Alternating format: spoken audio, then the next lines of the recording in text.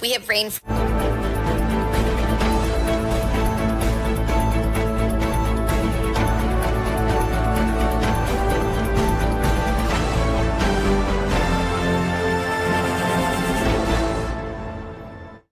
The Rob Carson Show is presented by Chapter, Medicare Guidance Simplified.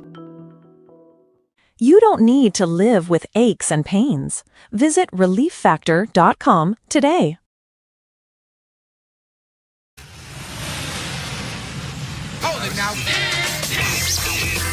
You are about to hear the most interesting, informative, thought-provoking, and funny show in America. On air and on the World Wide Web. This is the Rob Carson Show. I wasn't surprised. I wasn't surprised at all, because the bottom line is this. Donald Trump is the general of the Republican Party, and the Republican primary voters are his soldiers. And if you look at Thomas Massey, you can see it very clearly. You look in 2020, 2022, 2024, he was getting 75%, upwards of 81% of the primary vote in 2020. And today, he gets less than 50% of the vote. That's the story. That is incredible, because you look at it so consistent time after time. By the way, Ken Paxton is ahead by 12 right now in Texas. It sucks to be you. Tom Massey, you're through. We're getting stronger every day. You're an anti-Semite. On Tuesday night, voters said adieu. You're a nutbag. Bill Cassidy, too. Yeah, that was fun. That was cool. I love that. Bet he's feeling blue. John Cornyn's next. Bill had to go. Voters told him no. From every bayou. Indiana was grand. Oh, that was good. It went just as planned. 7 rhinos were beat. Payback complete. Those traitors got canned. 37-0 this week here. In Georgia, Raffensperger got beat. Yeah, he's toast. That's why they say revenge is sweet. It sucks to be you, miserable you. It sucks to be you. The bottom line is this. Donald Trump is the general of the Republican Party, and the Republican primary voters are his soldiers. MTG replaced. Forgot about her. Herself, she's disgraced. Come on, Dave. Liz Cheney sent home from the Capitol dome. She got her due. This is unbelievable. That is why John Cornyn is vexed. He has to know that he is next. It sucks to be you. Endangered you. It sucks to be you.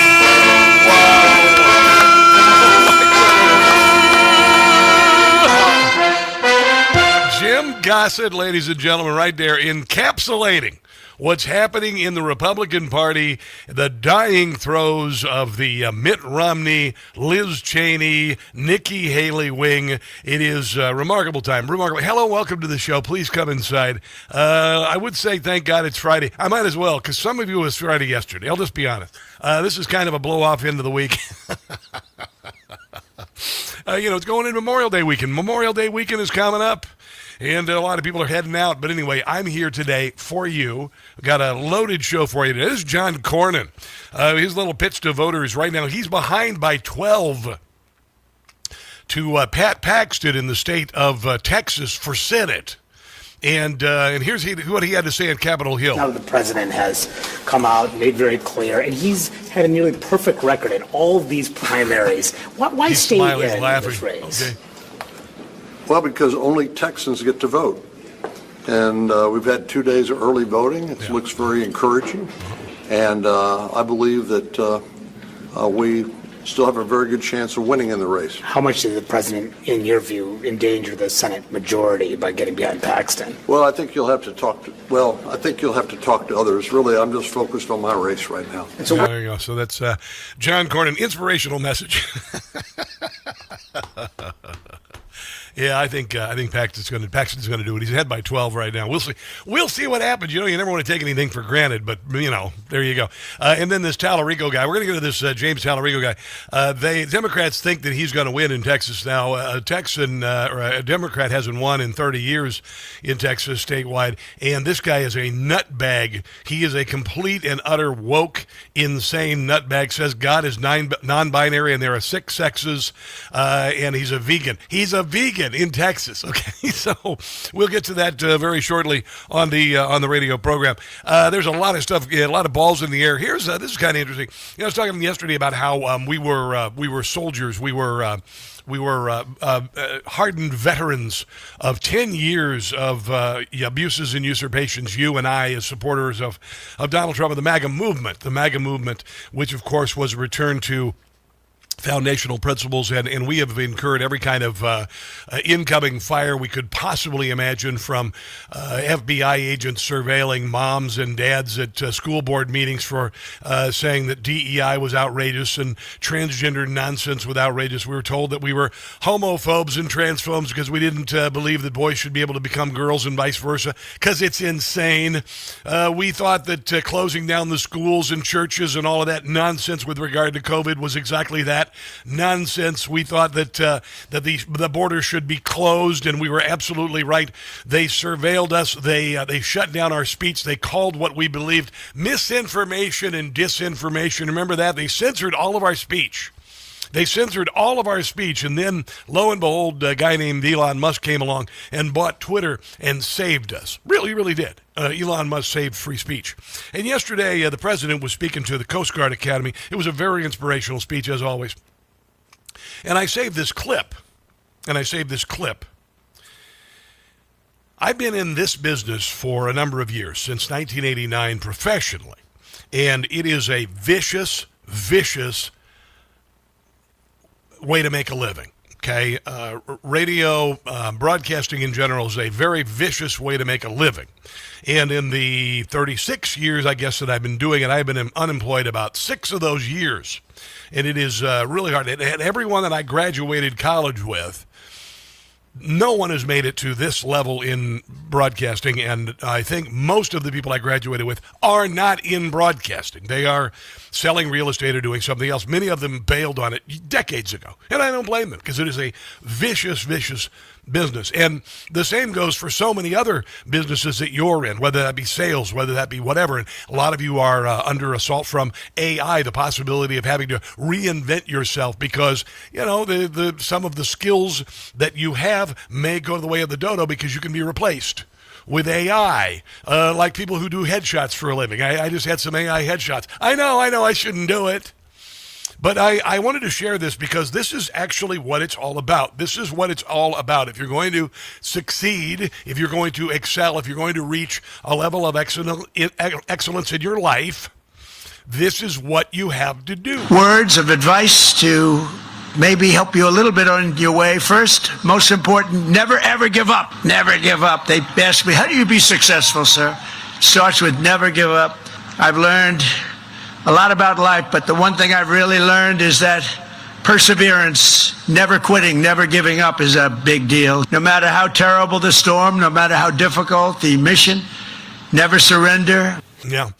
You think about what that man has done, and he is given no credit by the left in this country. In fact, after the assassination attempt in Pennsylvania, the left blamed him for it.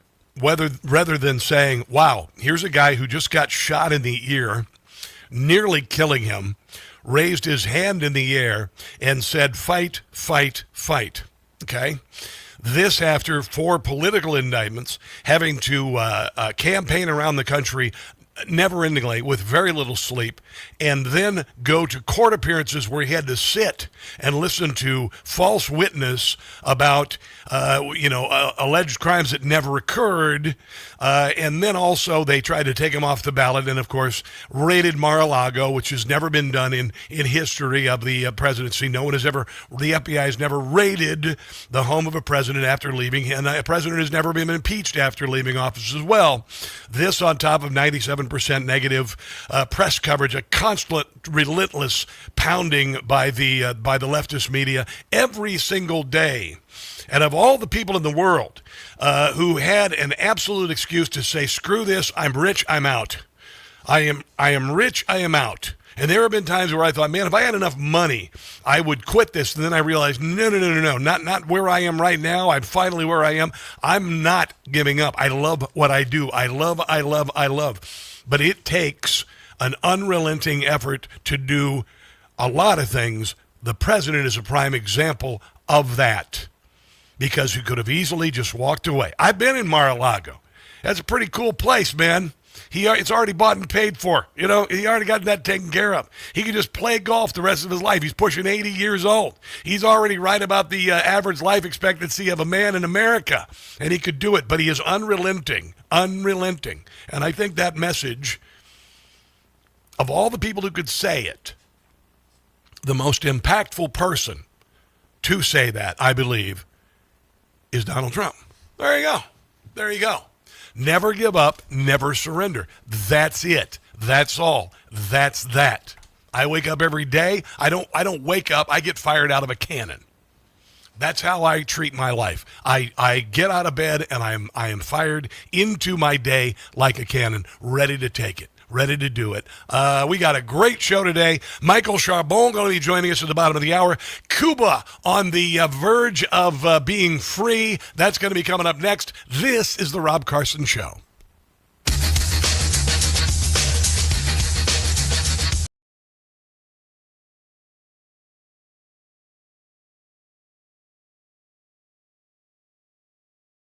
Hey guys, it's Carson. If you are on Medicare or about to be, you could be overpaying right now and never know it. Here's why. Millions of seniors are in a plan that doesn't fit their needs. Because Medicare is complicated, many brokers just steer people into plans that pay them the most. That's absurd. That is so absurd, I decided to write a little slogan for it. Medicare sure ain't fair, and choosing a plan is a bear. Pick a plan with a broker if you dare, and you might end up with a scare. Okay, listen, it's a little rough. You need to know about Chapter. They're the only national advisor that looks at every plan in the country, matches your doctors, your prescriptions, and your situation to a plan that fits your needs. With Chapter, you'll see what a plan actually costs when you need it, not just the $0 some plans advertise. Your doctors are covered and your prescriptions are too. You'll have confidence you have the coverage you need. A call with Chapter is free, takes about 20 minutes. If you're turning 65 or already on Medicare, call 27 Medicare. Again, that's 27 MEDICARE. Call 27 Medicare today.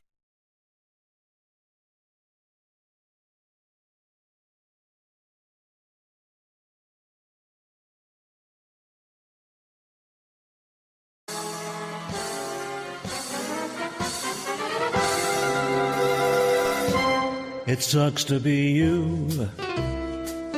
Tom Massey, you're through. You're an anti-Semite. On Tuesday night, voters said adieu. Bill Cassidy, too.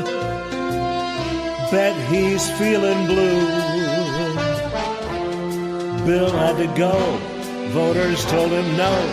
From every bayou. Indiana was grand. It went just as planned. 7 rhinos were beat. Payback complete. Those traitors got canned. In Georgia, Raffensperger got beat. That's why they say revenge is sweet. It sucks to be you, miserable you. It sucks to be you. The bottom line is this. Donald Trump is the general of the Republican Party, and the Republican primary voters are his soldiers. MTG replaced.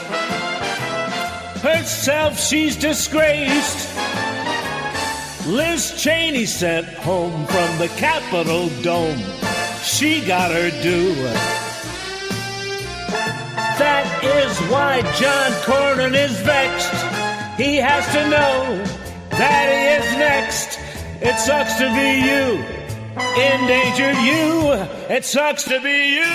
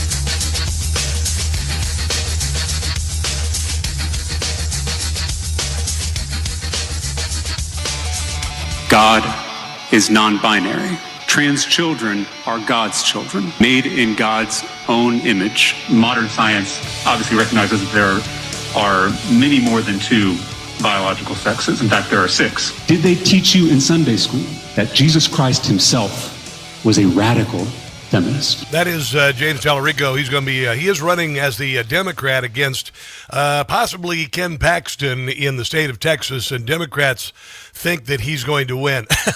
I know, it's hilarious. It's absolutely hilarious. And I'm not meaning to be arrogant in any way, shape, or form, but the guy is a nutbag. It was a blessing that that he was able to beat what's her name, Jasmine Crockett, and because he's out of his nut, he's out of his league, he's wicked woke. There aren't enough people in and around Austin to put that guy into our nation's capital as a senator. This is Donald Trump yesterday talking about James Tallarico. We won all races last night, every one of them, and we have a great candidate, I believe, in Texas, Ken Paxton.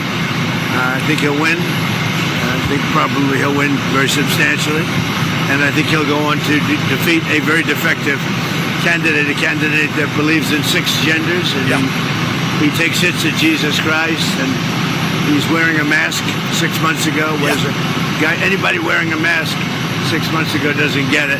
He's a vegan in Texas. Oh, no, I know. And you can't get elected as a vegan in Texas. No, honestly, because veganism is an eating disorder. I've been saying that. I actually have a T-shirt that says veganism is an eating disorder, unless it's ordered by a physician. A physician says, "Yeah, you better not eat meat, or you're going to die." Then that's cool. I get it, but otherwise, you have an eating disorder. And the thing about vegans, you can tell who a vegan is.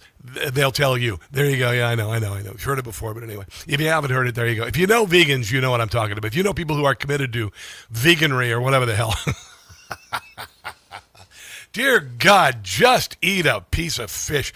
Here is Pat Paxton on James Tallarico. Yeah, look, we've had Republicans in control since 1994, not a single Democrat statewide. Mm-hmm. I've won 3 statewides in a row, and I am so convinced that once people know his views on the issues, I don't think there's a place for him to get elected statewide. Here in Texas, maybe in California, his views would be accepted, but I cannot imagine that once people hear him talk and know what he believes, that he's going to get elected in Texas. That would be a tough row to hoe, is what they used to call it, and it's nothing that you think. It's not what you think, Hunter. Tough row to hoe means it's a difficult row to hoe. Maria Salazar.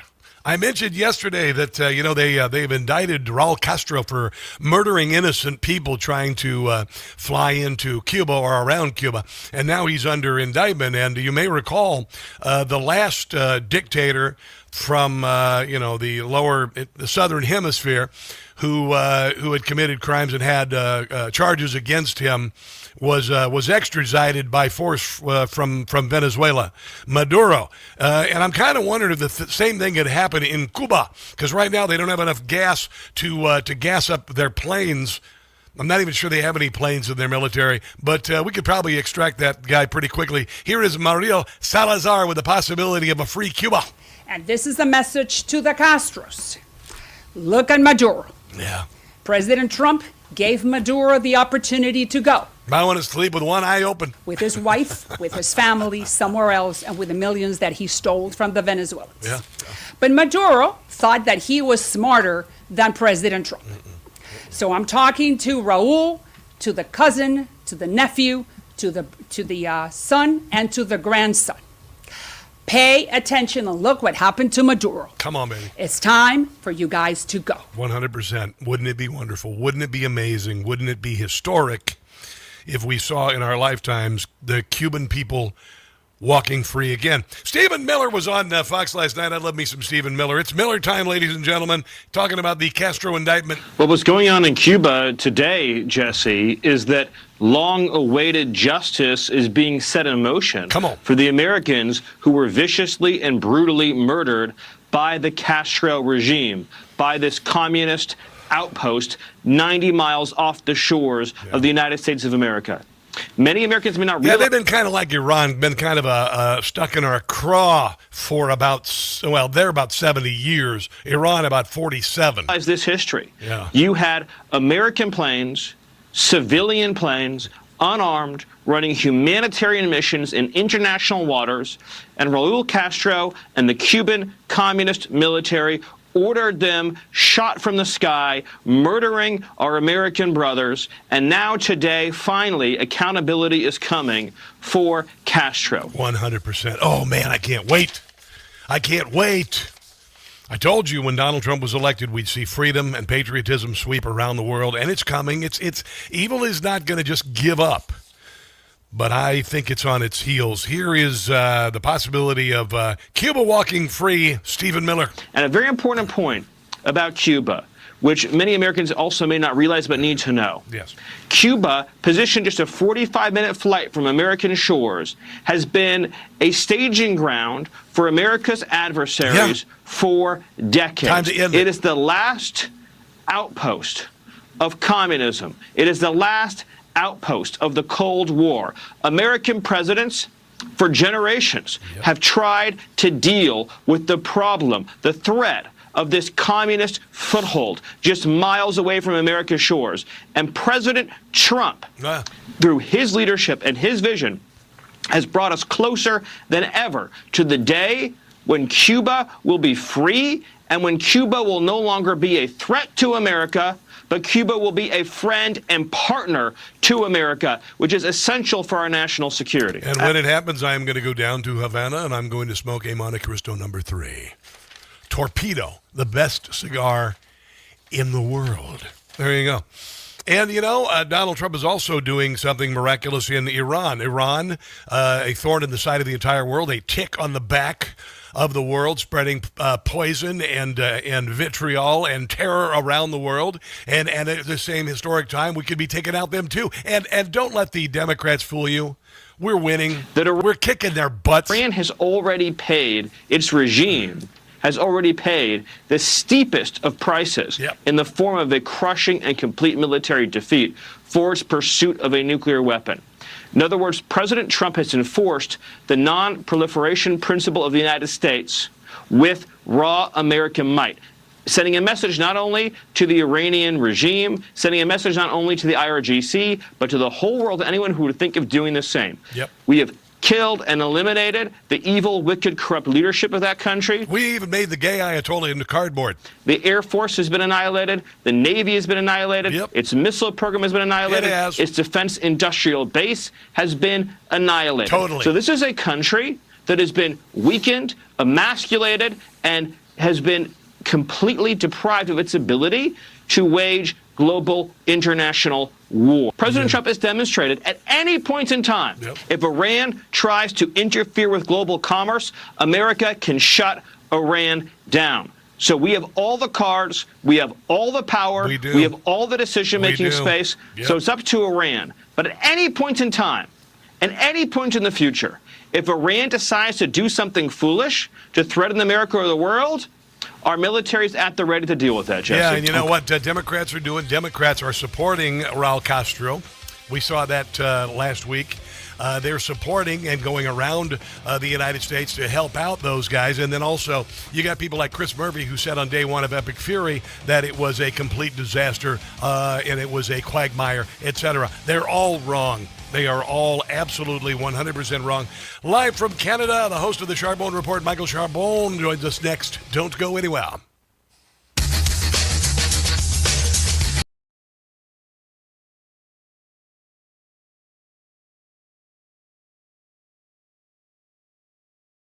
For 250 years, Americans have believed in one powerful idea, that we were meant to live free to work hard, free to move, free to enjoy life without being held back. But if everyday aches and pains are slowing you down, might be time to declare your independence from pain. I did with Relief Factor. That's how I'm able to crush it at the gym every day. Thank you very much. Relief Factor is a 100% drug-free, research-based formula designed to help your body fight inflammation, one of the root causes of pain. It's not a quick fix or a temporary mask. It works from the inside out, at the source. Relief Factor was created so people could get back to living life on their terms, walking, working, exercising, and enjoying the moments that matter. This year, as we celebrate 250 years of American independence, take a stand for your own freedom. Declare your independence from pain. Try Relief Factor today for just $19 $19.95. Your 3-week quick start is ready for you. Visit relieffactor.com or call 800-4RELIEF.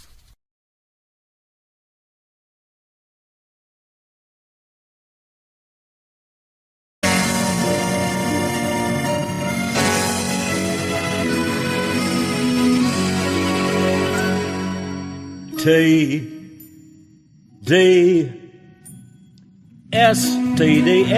James Covell has TDS. Will I land in a psych ward? That is anybody's guess. It's for sure, I'm insane. I really can't explain why for Donald Trump I have so much disdain. I'm as crazy as a loon. I'm gonna crack up soon. It's expanding like a big balloon. It's gotten even worse. It's gonna be my curse. TDS, TDS, TDS. TDS, TDS. Is it derangement? I say yes. Whenever Trump is mentioned, I become a giant mess. He causes me such pain, pain I can't contain. Of my existence, he has been a bane, like Ellen and Rosie. In our brain, he lives rent-free, driven me as crazy as can be. It's something I can't shake. How much more can I take? TDS, TDS, TDS.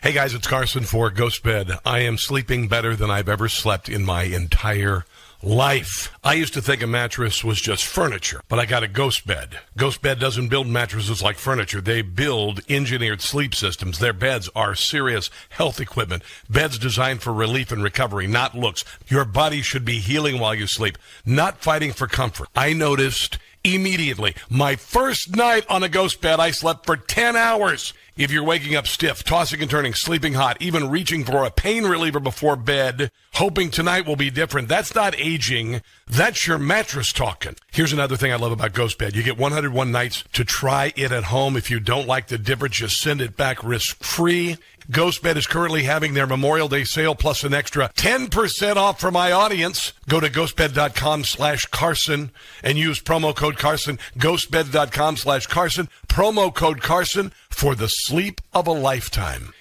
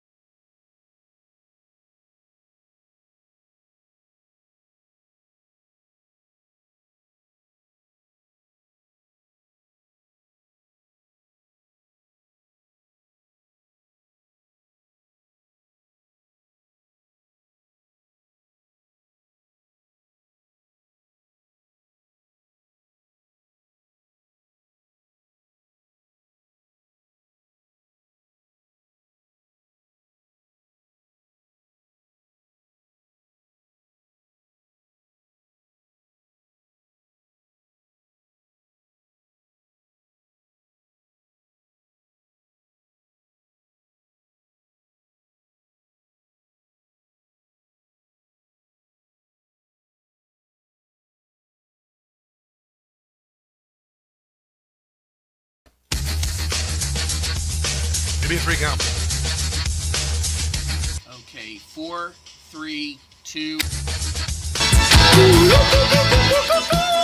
Oh, beauty, go. Take off to the great white north. Take off. It's a beauty way to go. Take off to the great white north. That, of course, is the band Rush, Canada's gift to the United States. And the other gift to the United States we have on the Newsmax Hotline, ladies and gentlemen, I give to you our Thursday, 12:35 Eastern, regular, we call it a benchmark, the man, the one and only, Michael Charbon. How are you? It's an honor to be with you, Rob, and your nationally syndicated radio listeners, as well as streaming on the Newsmax. Yeah, brother. Live on the great Rob Carson Show. First of all, a little correction there. What? That wasn't Rush. That's Bob and Doug McKenzie. Okay. Rush is a great Canadian band, as is Nickelback. But that was Bob and Doug McKenzie. But what are you talking about? That is not Bob and Doug McKenzie. That is Rush singing the Bob and Doug McKenzie theme song. Thank you very much. And that's Geddy Lee singing "Kick Off to the Great Button." What are you talking about? I'm just testing you. I'm testing you, Rob. Don't test me on my musical knowledge. You constantly throw, like you would throw a screw in my engine just to see. I was just testing you. Yeah, okay, all right. You know, it is Rush. It is interesting. I'll tell you, and I mean this. I remember where I was. I know exactly where. No, listen. I remember where I was when my car's cassette player ate my Rush 2112 cassette, and I almost wept. You cried at a rock concert? No, I was in my car, and it ate my 2112 Rush cassette. You know, the album 2112, one of the greatest rock albums in the history of mankind. You don't know this?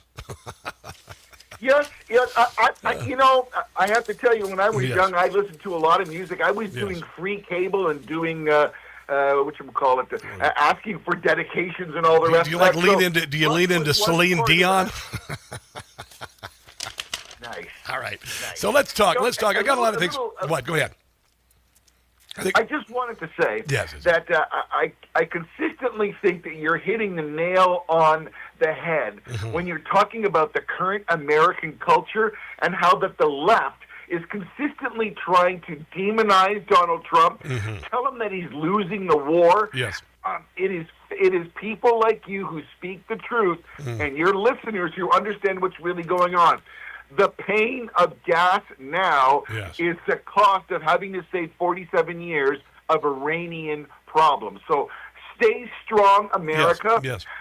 Donald Trump is going to fix it, and it's going to be okay, and we're all going to be better for it. Well, you know, the thing is, here's the issue. And after 10 years of this nonsense from the left, and 97% negative press coverage, and everything that Donald Trump does is a negative, including even the glorious new reflecting pool that's going to be opening here very shortly in Washington, cleaning up Washington, D.C., turning on all the fountains, closing the southern border, all of it. It's all becoming white noise. It really, really is. And so I just say overwhelm the left with joy, patriotism, and faith. And so that's my goal. But let me ask you this. We've got the official kind of kickoff of summer here with Memorial Day weekend. Does Canada have something similar to that? Well, we have our day. It was last weekend. And that's our long weekend, May 2-4 weekend, where we all go up and open up our cottages and do all that. I will tell you that there are many Canadians that do appreciate Memorial Day weekend and go down to the United States, and particularly this year, you guys celebrating your 250th anniversary. It's so glad to see that Donald Trump is celebrating that. Brother. There's so much negativity going around, and now the politics, the Democrats are getting really desperate because now America is actually realigning voting based on people, not color, and they can't believe it. Yeah. And then you talk about the Southern poverty rights and all these little things that start to percolate up, and everybody's going, oh my goodness, they talked about that. I didn't know it was real. Yeah, well, the thing is, we're experiencing a baptism by fire of the deep state, and this is very serendipitous in the 250th anniversary of our birth. I believe that. I really, really do believe this. A confluence of events is happening in the United States and around the world. You got the possibility of the fall of Cuba. What do you think about Raul Castro being indicted? It sounds like they're kind of going the way of Maduro here, because Maduro had a price on his head, and now Castro does. How do you feel about that? Well, many Canadians have a very close relationship to Cuba. We've traveled there many, many times. It is a very favorite destination for Canadians. So we feel a bit of heartbreak for the trials and tribulations that the innocent Cuban people are going through. Yeah. Don't forget they've been under a dictatorship. I don't know really the filing of that charge. I guess acknowledges a wrong that was done, but I don't believe that it would be in America's interest to go in there and grab him like they did Maduro. I think Maduro was more of a was more of a current threat. I think Cuba will eventually have to acquiesce because of the fact that they need to have investment. And American tourism and America's economy and America's patriotism and democracy will save them. Well, Cuba's falling. Cuba's falling. He'll be extradited when the people take over. Let's move on to some stuff from Canada, because that's where you are, my friend. So what is this? I wasn't even completely aware of the CDN U.S. Defense Board and how the Pentagon is walking away from it. Tell us about that. It's kind of like a joint defense relationship between the United States and Canada. Yeah, so basically it's the two of them exchanging conferences, and it's kind of like the Six Eyes, but it's more centralized on the Canadian-U.S. border. Unfortunately, Canada failed when we had that balloon that came across. It was American jets that intercepted it and stopped it while Canadians were watching this balloon go over Canada. Yeah. Canada has not come up to its 5% spending of military, only about 3.5%. And if you consider a lot of the motion that Canada is doing, I'm not sure if they're going to buy American submarines, not sure if they're going to buy American jets.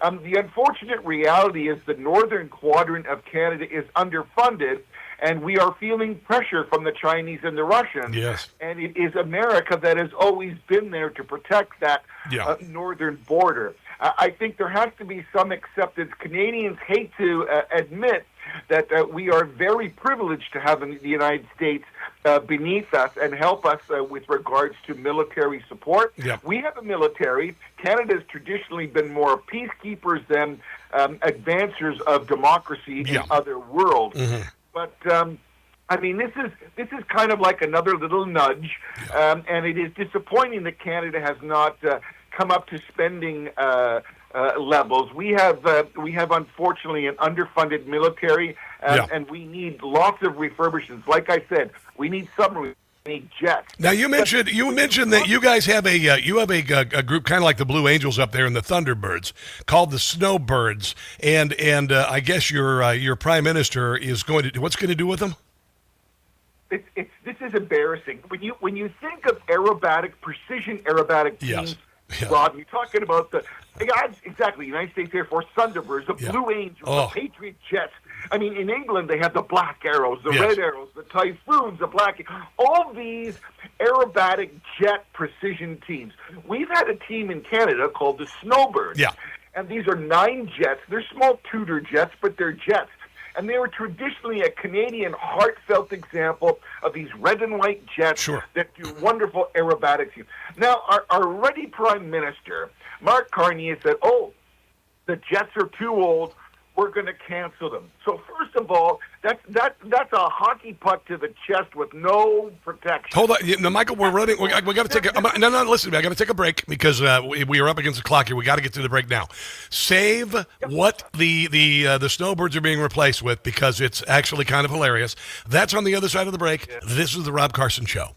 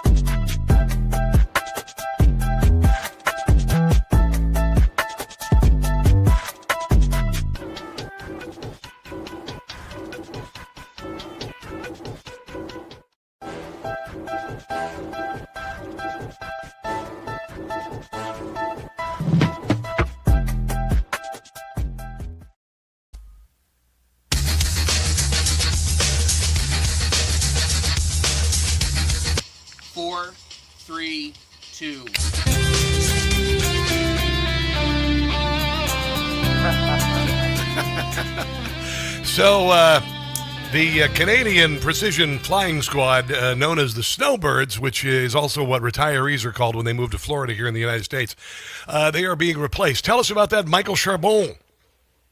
So, ironically, you're playing Top Gun. This is a low gun story.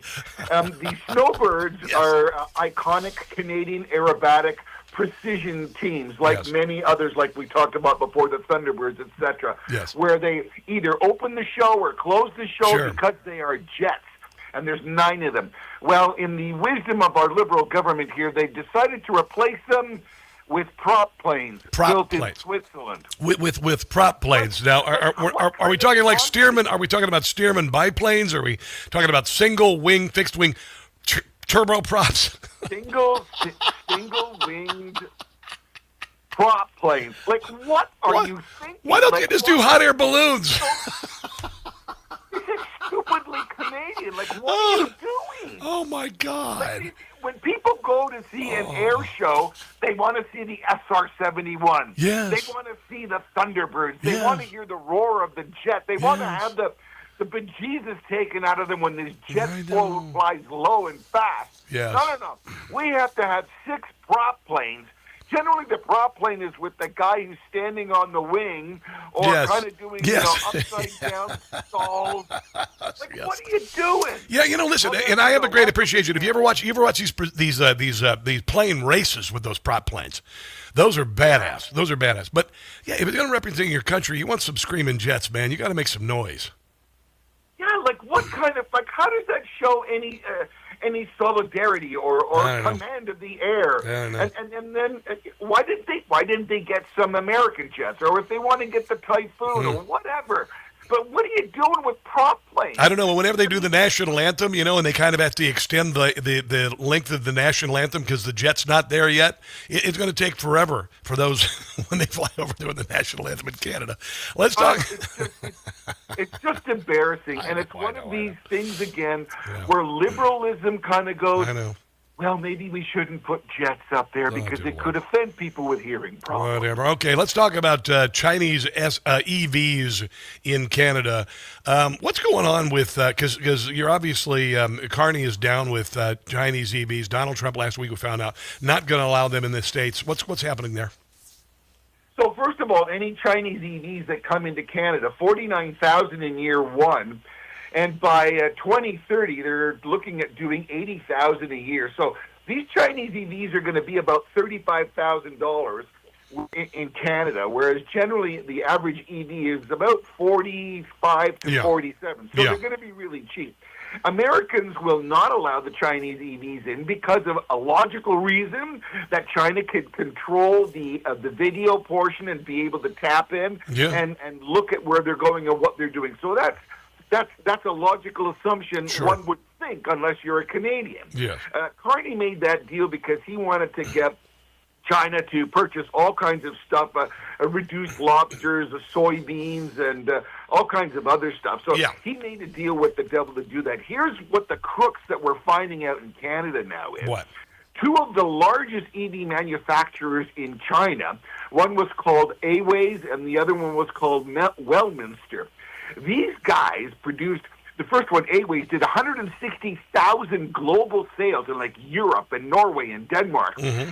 Guess what happened in 2023? They went bankrupt. Oh.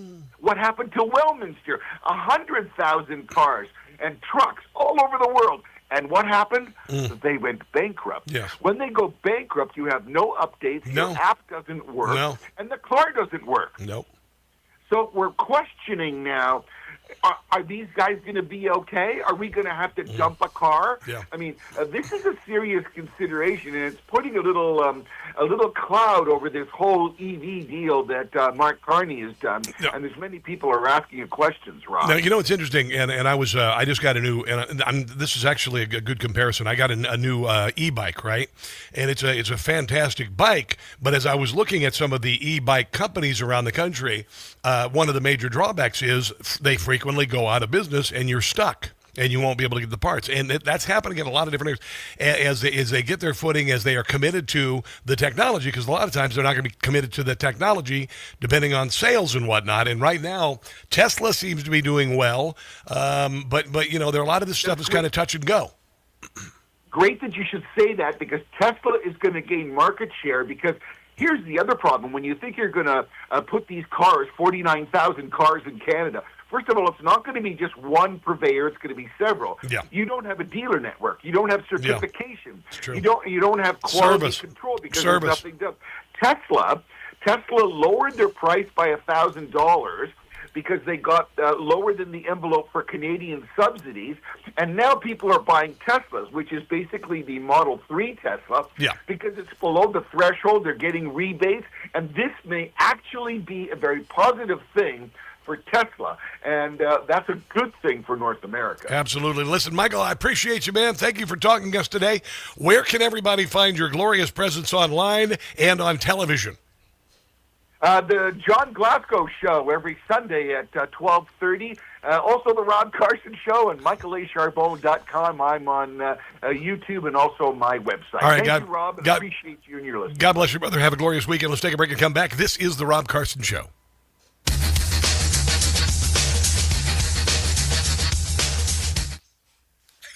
Hi, everybody. How are ya? I'm going to send something to my wife here real quick. I know it sounds weird, right? No. Here's one I got. Hold on. Here's.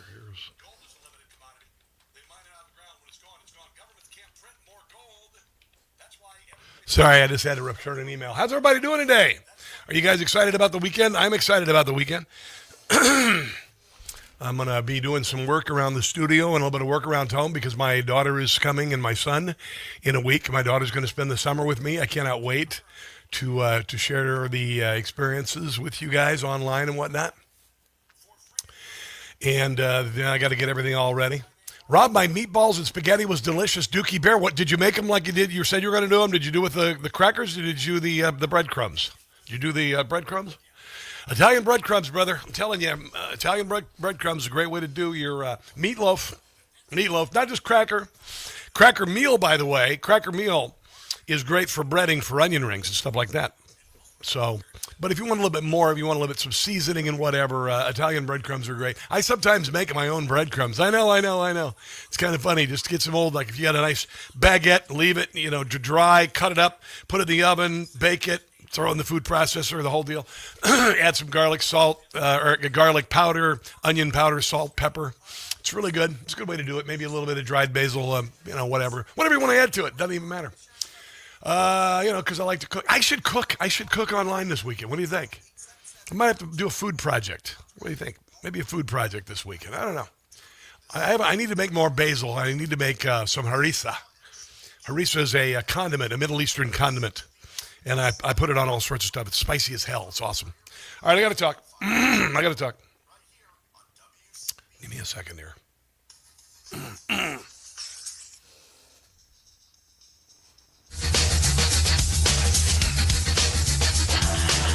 It is a Rob Carson Show. Thursday edition before Memorial Day weekend. Coming up next hour, the Southern Poverty Law Center on the being grilled on Capitol Hill. Also, this idiotic proposal from the NAACP, like they're still relevant, and the Black Democrat Liberal Caucus, whatever. Anyway, they want young black athletes to in the SEC schools to give up their athletic careers to support the boycott or whatever the hell. The Democrat Party is all upset because they can't racially gerrymander districts anymore. And so the dumb thing that they've decided to do for some reason is pin it on the SEC and young male athletes to quit their positions in sports to support the Democrat Party. It's the dumbest thing ever. It's not going to work, obviously. I also got some stuff coming out of Seattle and New York City. Mondami is begging, hat in hand, billionaires like Ken Griffin to stay in New York City because he talked a big talk, talked a lot of smack, said I'm going to raise taxes and all this. And Griffin's like, you know what? Screw you. I don't need this abuse. I don't need this abuse. What the hell are you talking about? And then this moron, this child, adult child in Seattle, Katie Wilson, she's doing the same thing because Starbucks is like, bye. We're going to Tennessee. Honestly, you can make it into hell. And we're going to get all of that as the show progresses very shortly. For the first time since World War II, by the way, our national debt held by the public has exceeded the GDP. $1.5 trillion a year just servicing the debt, interest. What the hell? I know. America, this is a wake-up call. Our sins of the past, reckless government spending, have caught up to us. What is next? Higher inflation, higher prices, higher cost of living expenses, higher interest payments on the national debt. Every dollar Washington spends on interest is a dollar it has to tax, borrow, or print. What kind of sense does that make? Smart retirement planners prepare for potential setbacks. They can do that by diversifying with time-tested asset known as gold. Physical gold. From my trusted friends at Birch Gold Group, and I do trust them, they have my money. I don't think there's any better endorsement than if a host says, I gave them my money. I trusted them with my money. That's big. Text the word Rob, my name, of course, to the number 989898. Birch Gold will send you a free info kit on converting an existing IRA or 401k into a tax-sheltered IRA in physical gold. You don't pull the ripcord on your parachute once you've already hit the ground. Don't wait for economic turbulence to diversify now. Text my name, Rob, to the number 989898. Again, text Rob to 989898. Own some gold for Birch Gold. Oh, also next hour, Matthew Faraci, and later in the show, Luke Rosiak. He was actually testifying in front of the State House in Ohio, in Columbus, and they tried to call him a racist and everything, and he ate them for lunch because he's an amazing journalist. So that is coming up here on the radio program. Matthew and I are going to talk a little bit about Iran and other things and Israel and whatnot. So that is all coming up again. Second hour of the Rob Carson Show is right ahead. If I were you, I would not go anywhere. Stick around.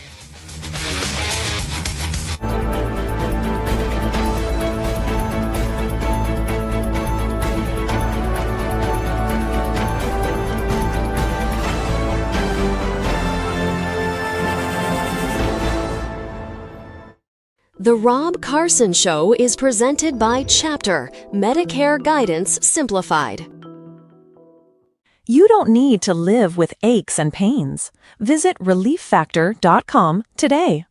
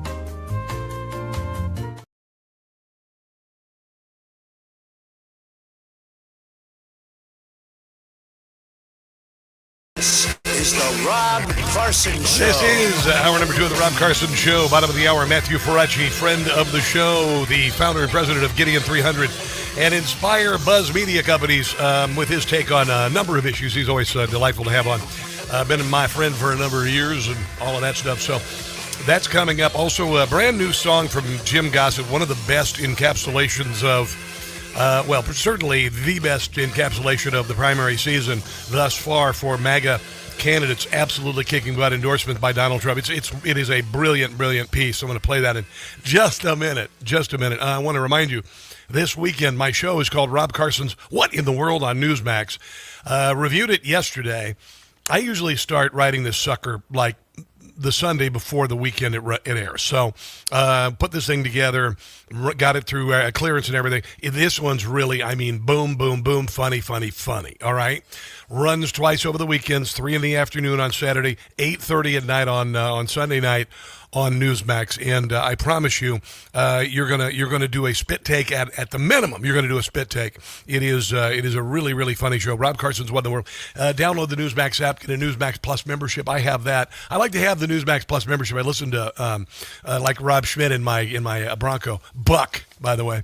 I'm getting a lot of people writing me about their Broncos, by the way. And saying, well, they've got names for their Broncos and everything. I got my Bronco. His name is Buck. He kicks butt. He's fantastic. So Maryland Democrats mailed the wrong ballot to 400,000 primary voters, and their voter rolls made it worse. Now, I mentioned this the other day, that this wasn't an accident. They say it was an error. It's not an error. It's not a freaking error. You don't send out 400,000 or 500,000 ballots without dozens of people knowing about it. It was intentional. It's a way to screw up with the vote and give Democrats an advantage. That's all there is to it. This is Maryland. Maryland sucks. Maryland has been run by Democrats for decades and decades, and it sucks. And it's to the exclusion of people who the working people of Maryland who work on the farm fields and work on the shore, etc. The people who work, who do the heavy lifting down on the in the port in Baltimore. All of this, it's an insult to them. It's an insult to them. Maryland Democrats spent years insisting their elections are secure, accurate, and beyond question. This week, Republican primary voters opened their mail-in ballots and found a Democrat one inside. How Maryland sent 400,000 wrong mail-in ballots and walked away clean. Maryland hired a vendor to mail out primary ballots for the June 23rd primary election. That vendor sent 400,000 voters the wrong party's ballot, not a few hundred, not a clerical glitch affecting one area. This cost hundreds of thousands of dollars. You don't make an error like this as a vendor that costs hundreds of thousands of dollars, maybe millions of dollars. All told, mail, everything, $1 million. This isn't an accident. 400,000 pieces of paper flying through the postal system, no one accountable for what happens next. The state's response was to mail replacement ballots to everyone and ask voters to destroy the first ones. Yeah, sure, that's going to happen with Democrats. No confirmation, just trust the mail, hope nobody notices. Trump responded immediately, posting on social media that Maryland had 500,000 fake mail-in ballots revealed. State Elections Administrator Jaron McManus, or whatever the hell his name is, McManus, fired back at the president directly. I want to assure the president, voters, and the public that no mail-in ballots were distributed. I don't believe you. I don't believe anybody who's in charge of Maryland elections. Maryland is a joke. The man whose agency just mailed 400,000 wrong ballots told the sitting president he was the one undermining confidence in elections. The DOJ was already suing Maryland over its voter rolls before this happened. The DOJ didn't come after Maryland because of the ballot disaster. They were already there. In January, the Justice Department's Civil Rights Division sued Maryland along with 5 other blue states for refusing to hand over their statewide voter registration rolls because they're corrupt as hell. Former Attorney General Pam Bondi called it a pattern of deliberate obstruction. Accurate voter rolls are the cornerstone of fair and free elections, she said. In many states, they have fallen into a pattern of noncompliance. Harmeet Dillon, the U.S. Attorney General for Civil Rights, made the stakes explicit. Quote, states that continue to defy federal voting laws interfere with our mission of ensuring that Americans have accurate lists. At this Department of Justice, we will not stand for this open defiance of federal civil rights laws. Now, Maryland is just like California, is just like Minnesota. They are corrupt as hell. There are a lot of illegals here. They are not allowing audits of the books in places like Baltimore for a government largesse, whether it be SNAP benefits, whether it be Medicaid, because they're using it to buy votes. The Republican National Committee has already filed its own separate lawsuit against Maryland in December before the DOJ suit and before any wrong ballot went out. Their complaint alleges that at least 2 of Maryland's most populous counties, listen to this, show more registered voters than adult citizens over 18. Other counties report registration rates above 90%. The census puts Maryland's statewide rate at roughly 75%. Those numbers do not reconcile. Republicans are demanding a federal voter roll audit, and Maryland is saying no. You know why? Because Maryland is corrupt as hell. And I got to tell you, I think the people are damn sick and tired of it.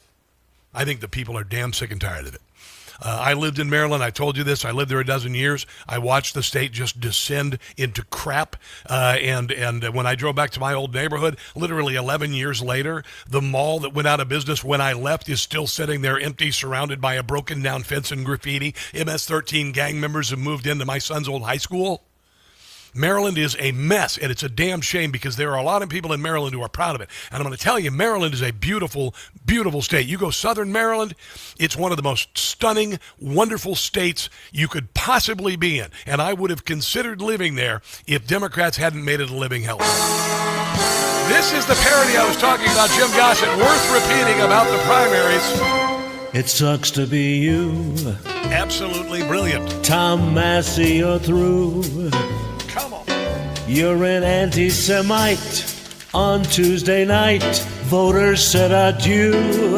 Bye-bye. Bill Cassidy, too. Yeah, that was fun Saturday night. Oh, my God. Bet he's feeling blue. Bill had to go. Voters told him no. From every bayou. Indiana was grand. Oh, man, that was huge. It went just as planned. MAGA's getting stronger every day. 7 rhinos were beat. Payback complete. Those traitors got canned. In Georgia, Raffensperger got beat. That was great. That's why they say revenge is sweet. It sucks to be you. Miserable you. It sucks to be you. The bottom line is this. Donald Trump is the general of the Republican Party, and the Republican primary voters are his soldiers. MTG replaced. Herself, she's disgraced. Liz Cheney sent home from the Capitol dome. Yeah. She got her due. She did. That is why John Cornyn is vexed. He has to know that he is next. Come on. It sucks to be you. Endangered you. It sucks to be you.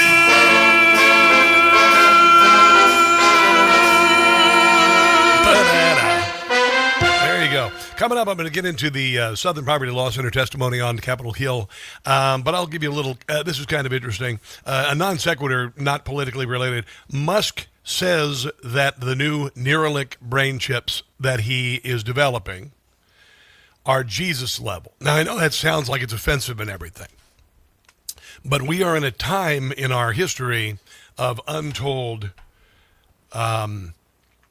exponential growth in knowledge and technology. It's amazing. I mean, look at how much things have changed. Even you millennials. Maybe you grew up in high school and you had a smartphone. That's great. Maybe not till college. And look what the smartphone has done to us and for us. Look at what we're able to do right now. Look at vehicle technology, GPS technology. Remember when GPS used to be a thing, the Garmin that you stuck on the dash of your car? Do you remember when you had an almanac in your car and a road map? Do you remember that? A lot of Gen Xers do. Certainly you boomers do. Look at what's happening. Look at what is happening. And we are on the cusp of the blind being able to see and the lame being able to walk. It's happening. It's happening. This is Elon Musk. You know, I think some kind of brain machine interface that can give you cybernetic superpowers, I think, is probably good. It could, help people that have brain or spine injuries. Restore, enable people who've never spoken for years to speak again, which we've done. Give people eyesight who have lost both eyes or the optic nerve. Yes. Or maybe have never even seen at all, blind from birth. By direct interface to the optical centers in the brain, you can actually restore eyesight or give people eyesight they've never had before. And you can enable people to walk again, which I think is profound. I mean, these are kind of Jesus level things, let's say like when technologies are hitting like Jesus level miracles, that's pretty good. No, it's absolutely amazing. He was speaking at an international summit in Tel Aviv, and this is the man who, by the way, the Democrat Party called a Nazi. They called him a Nazi and a fascist because he was going after government waste. And he is the greatest mind of my generation, the greatest mind of my generation. And it's remarkable. You won't even need eyes. If you were born without eyes, if you had your eyes lost in an injury, they're going to tap into the optic nerve with electric eyesight, and you'll be able to not only see regular vision, but infrared, etc. It's an amazing time, and I'm hoping and praying, certainly, paralysis. I have many friends who've been paralyzed over the years at a very young age, and wouldn't it be amazing if they could walk? Wouldn't it be amazing if people with ALS could communicate and all of this? It's a miraculous time to be alive. Never forget that. Let's take a break and come back. This is The Rob Carson Show.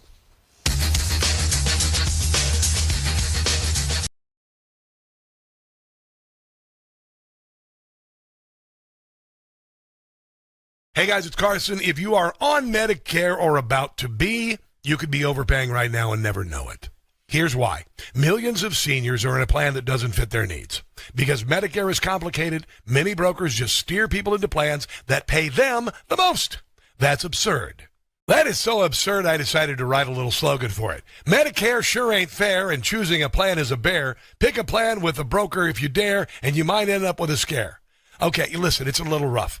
You need to know about Chapter. They're the only national advisor that looks at every plan in the country, matches your doctors, your prescriptions, and your situation to a plan that fits your needs. With Chapter, you'll see what a plan actually costs when you need it, not just the $0 some plans advertise.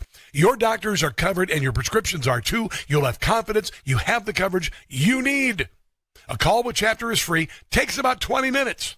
If you're turning 65 or already on Medicare, call 27 Medicare. Again, that's 27 MEDICARE. Call 27 Medicare today.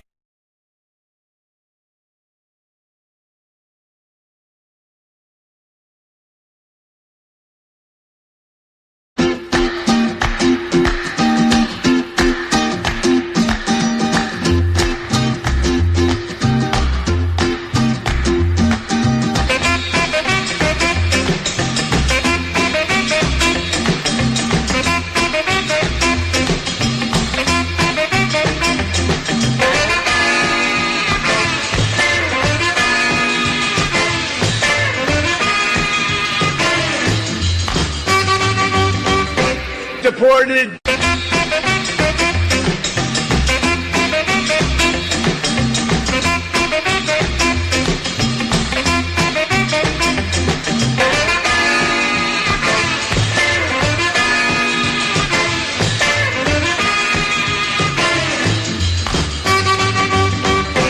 Deported.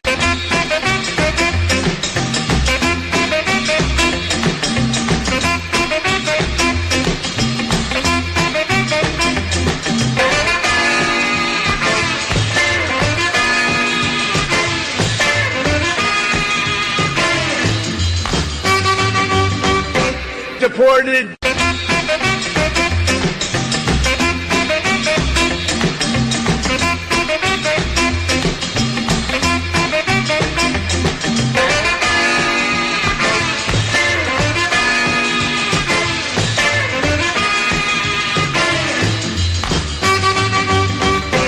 Get him out. Ready? Are you ready? Get him out of here. Get him out of here. Get the hell out of here.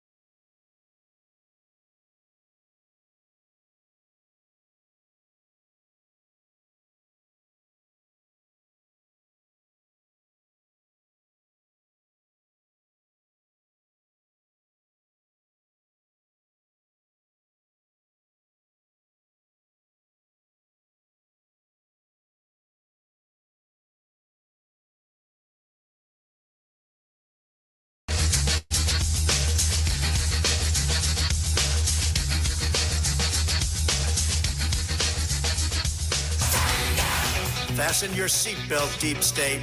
It's gonna be a bumpy ride. It's the Rob Carson Show. It is the Rob Carson Show.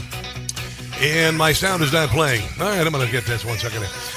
There's a lot of stuff going on. I want to mention something real quick. Cure for deafness, I had mentioned a couple weeks ago because the media did not cover this at all.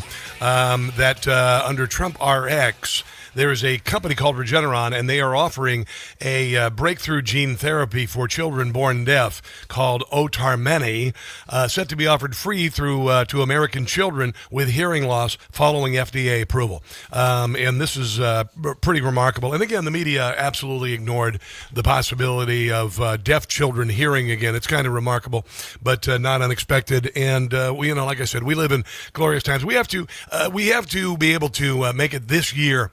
Through the void of any positive news about this administration, and we will. The word's going to get out there. You got me, you got others. Yesterday on Capitol Hill, the Southern Poverty Law Center was defending itself. It is under indictment, I think 14 charges for laundering money. They were paying radical extremists from the KKK and whatnot to foment acts of racism, and literally bought and paid for the Charlotte Unite the Right rally. It was a psyop like January the 6th. It is exactly the same modus operandi, the same players essentially involved. And if it was really a movement toward white supremacy, why wasn't there another one? Why was there only one Unite the Right rally? If white supremacy was on the ascension, why was there only one? If there was actually an insurrection to overthrow Joe Biden's government and election, why didn't it happen after January the 6th again? Because both were bullcrap. Bought and paid for, meant to be used against the conservative movement, meant to be used against MAGA Republicans and anyone conservative. The Southern Poverty Law Center became a joke. They were naming Moms for Liberty as white supremacists. They had a hate map around the country that was absolutely unbelievable. This is Tyler O'Neill. He was on Capitol Hill yesterday talking about the Southern Poverty Law Center's hate map. They made this up, and Joe Biden's DOJ followed their orders slavishly, going after these people. People were targeted like Charlie Kirk. There is evidence and a connection between the SPLC's propaganda and the murder of Charlie Kirk, because the words of the SPLC were echoed by the assassin. Here is the hate map. Yes, this is a map. The SPLC is best known for suing Klan groups into bankruptcy. And so they had a program called Klan Watch. They expanded it to Hate Watch because they ran out of Grand Dragons to slay. Yeah. And not to say that white supremacy doesn't exist anymore in America. There are some isolated groups. But by and large, not enough to justify the sort of money that the SPLC gets. Yeah, and they have this map that's supposed to, and in their words, they say it reveals the infrastructure upholding white supremacy in America today.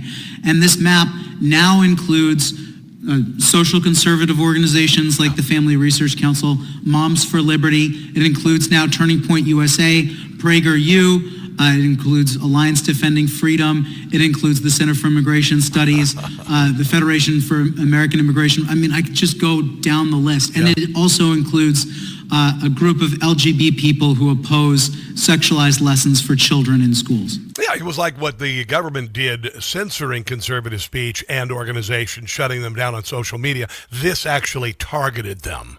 This actually called them things they weren't, to foment rage and anger and investigation by the federal government. Kind of like paying an arsonist to burn down a building. We should be concerned that they were receiving information specifically from a group that systematically demonizes concerned parents, conservative Christian groups, and even groups of LGBT people who oppose the sexualization of children. The SPLC was it was like they were hiring an arsonist to create a fire. Then they were calling the fire department and ratting out the arsonist that they hired. But they also wanted to get Citizen of the Year award by calling in and turning in the arsonist that they paid. It's a conspiracy that goes way beyond just money. This was about trying to demonize, silence, and completely eliminate any opposition to the left when it came to their agenda. Yeah, here is Jim Jordan talking about the SPLC. Yeah, I think what happened here, Bill, is remember when Rahm Emanuel said never let a crisis go to waste? I think the Southern Poverty Law Center took it a step further. They created the crisis. They manufactured the crisis. They did. And it was profitable for them to do so. After what you referenced there, that rally in Charlottesville where all these crazy people came, they had a guy they paid $140,000 to help promote, coordinate transportation, and attend that rally, where we now know, of course, that there was the young lady was killed at that rally. And after that rally, they went from $51 million in annual revenue to $133 million. So Yeah. Same thing happened with January the 6th. But they censored all the speech about it. You couldn't say anything about it. You couldn't say, oh, well, I heard there were actually buses of people being brought in. And I also heard that there were people with grappling hooks and flak jackets going to the Capitol before Donald Trump finished speaking. That happened. And then we also know that there were FBI agents embedded in the crowd. But you couldn't say anything about it, could you? Couldn't say anything about it. Here is the glorious Harriet Hageman yesterday on Capitol Hill. Thank you. The 11-count indictment of the Southern Poverty Law Center over wire fraud, false statements, and conspiracy to commit money laundering states that between 2014 and 2023, the SPLC covertly funneled more than $3 million in donated funds to individuals who were associated with several violent extremist groups. That's interesting because George Soros and Neville Singham are also sending millions and millions and millions of dollars to leftist groups to foment rage, hatred, and violence around the country. Including the KKK, the National Socialist Movement, and the National Socialist Party of America. Oh, isn't that interesting? All left wing. Because the SPLC was instigating rather than infiltrating these hate groups, That's what they were doing. Donor money was seemingly being used to create and prop up the very hate that SPLC claimed to be fighting against. More hate means more money for the SPLC, and this led to a transformation of this corrupt and divisive group, moving towards a creator of hate within America. They were. There is a fundamental difference between federal law enforcement using paid informants and a nonprofit organization lying to financial institutions to compensate people to foment hate, racism, and anti-Semitism. I remember when Joe Biden and the Democrats started saying that white supremacy was the greatest threat to America. Nobody thought that was real. Only the completely clueless thought that white supremacy was the largest threat to America. White supremacists used to be featured on Jerry Springer. They were so rare and they were so lunatic fringe. Everybody knew it was crap. It was a complete psyop. Absolutely, and it made SPLC and others very wealthy while dividing us. Let's take a break and come back. Matthew Faraci joins us next. Don't go anywhere.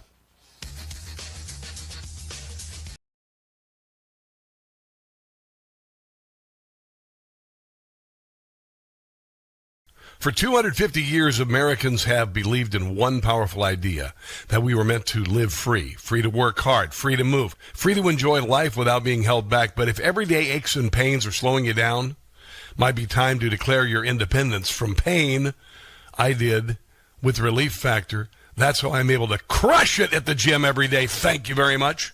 Relief Factor is a 100% drug-free, research-based formula designed to help your body fight inflammation, one of the root causes of pain. It's not a quick fix or a temporary mask. It works from the inside out, at the source. Relief Factor was created so people could get back to living life on their terms, walking, working, exercising, and enjoying the moments that matter. This year, as we celebrate 250 years of American independence, take a stand for your own freedom. Declare your independence from pain. Try Relief Factor today for just $19.95.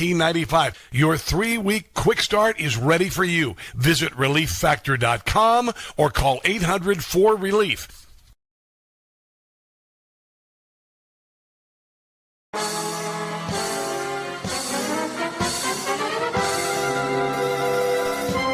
It sucks to be you.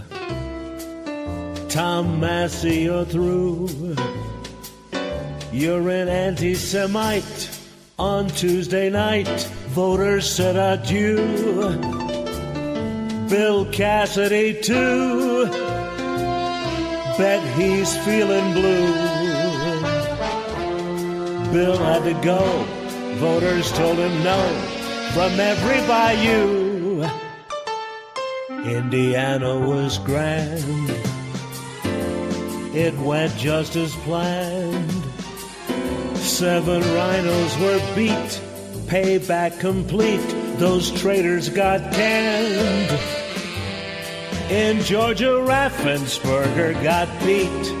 That's why they say revenge is sweet. It sucks to be you, miserable you. It sucks to be you. The bottom line is this. Donald Trump is the general of the Republican Party, and the Republican primary voters are his soldiers. MTG replaced. Herself, she's disgraced. Liz Cheney sent home from the Capitol dome. She got her due.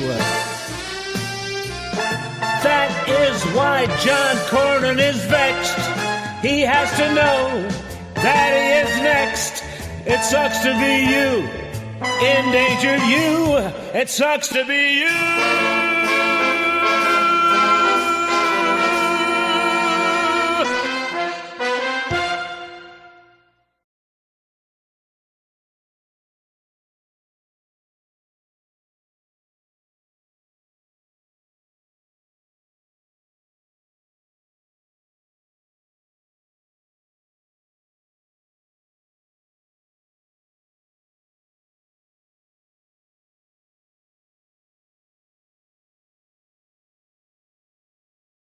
Hey guys, it's Carson for Ghost Bed. I am sleeping better than I've ever slept in my entire life. I used to think a mattress was just furniture, but I got a Ghost Bed. Ghost Bed doesn't build mattresses like furniture. They build engineered sleep systems. Their beds are serious health equipment. Beds designed for relief and recovery, not looks. Your body should be healing while you sleep, not fighting for comfort. I noticed immediately. My first night on a Ghost Bed, I slept for 10 hours. If you're waking up stiff, tossing and turning, sleeping hot, even reaching for a pain reliever before bed, hoping tonight will be different, that's not aging. That's your mattress talking. Here's another thing I love about Ghost Bed. You get 101 nights to try it at home. If you don't like the difference, just send it back risk-free.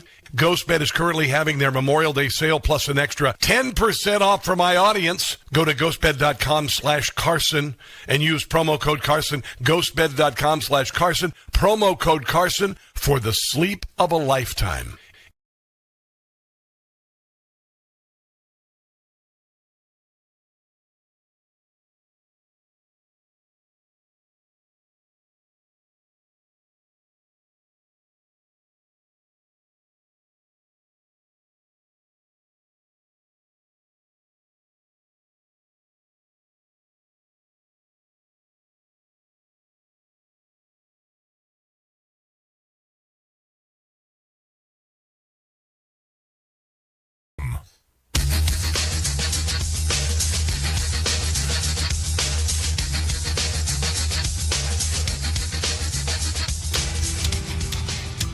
Yes, this is a map. The SPLC is best known for suing Klan groups into bankruptcy. And so they had a program called Klan Watch. They expanded it to Hate Watch because they ran out of grand dragons to slay. And not to say that white supremacy doesn't exist anymore in America. There are some isolated groups. But by and large, not enough to justify the sort of money that the SPLC gets. Yeah, you know, it's interesting. The SPLC went after all these supposed hate groups and everything, and yet they allowed anti-Semitism to grow by leaps and bounds in our country. It really is remarkable. They're so concerned about hate, but only if it's like maybe conservative hate, and they could blame it on white people. Matthew Faraci is the founder and president of Gideon 300 Inspire Buzz Media Companies, friend of the show, and he joins us on the Newsmax Hotline. How are you, my friend? Hello, Your Holiness. How are you today? Oh, dear God in heaven. I mean, if you're talking about my arguments being full of holes, yes, absolutely, you're 100% right.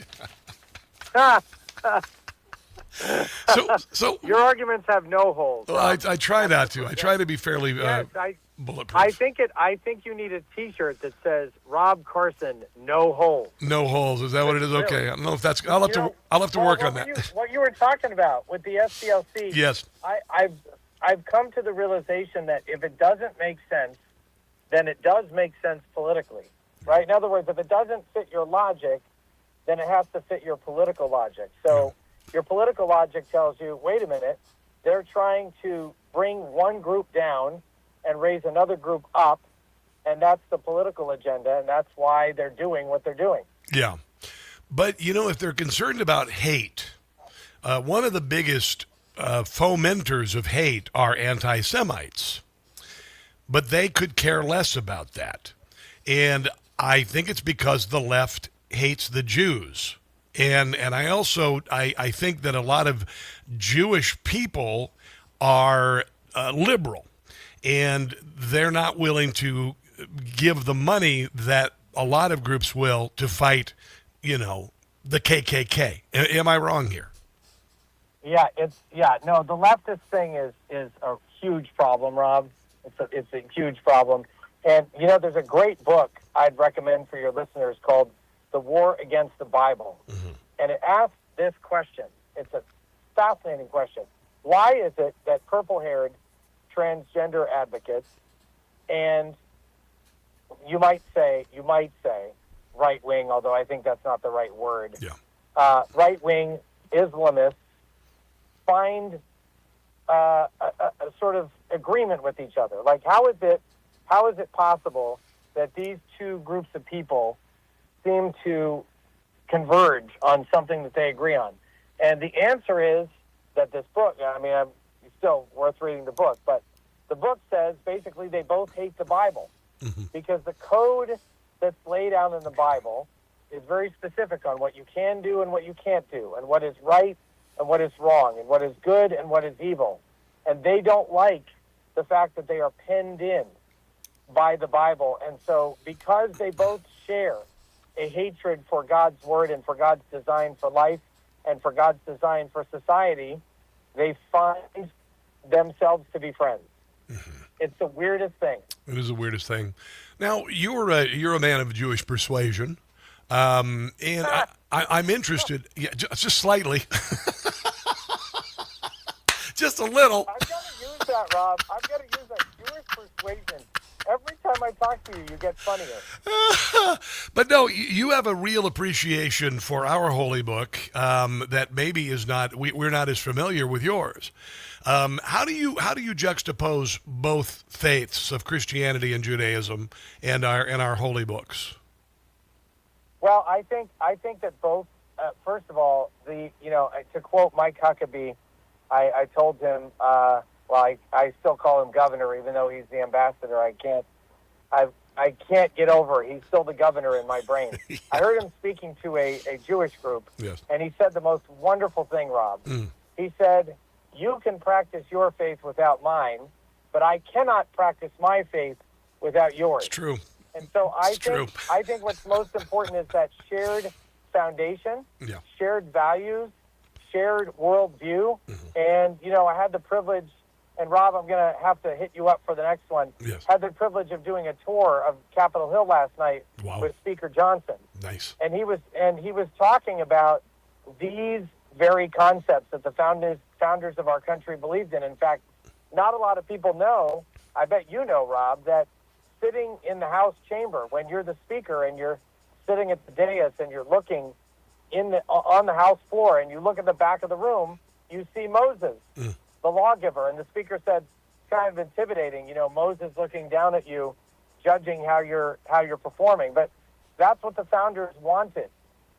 They called this country, much to Tucker Carlson's chagrin, a second Israel. Yeah. And of course, Ben Franklin's original design for the seal of America showed the children of Israel walking through the Red Sea. Why?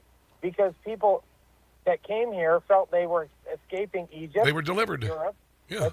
And they were delivered into freedom in the Promised Land. And so they felt that story was a shared story. Also, do you know, Rob, that the most oft-quoted book by the founders, the most oft-quoted book of the Bible is Deuteronomy. So this America is actually built on more of a biblical government foundational structure.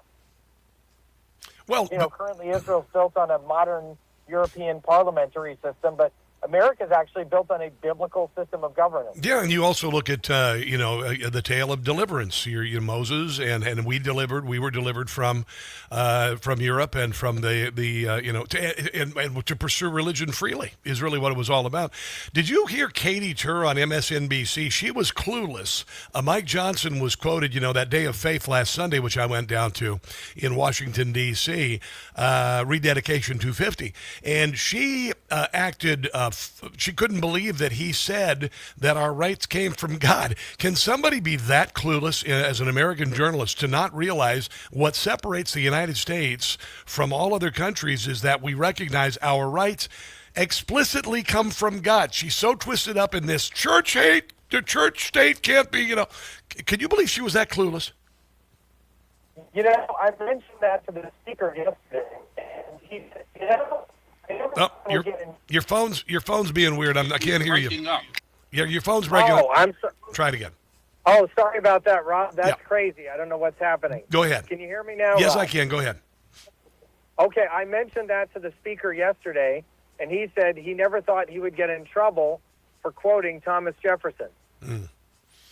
Well, he didn't, as far as I'm concerned. He did from the left, but I mean, it was so patently, it was something that cannot be challenged. It was so ridiculous to even challenge it that I think most people like me said, you can't be this clueless. It absolutely did not resonate.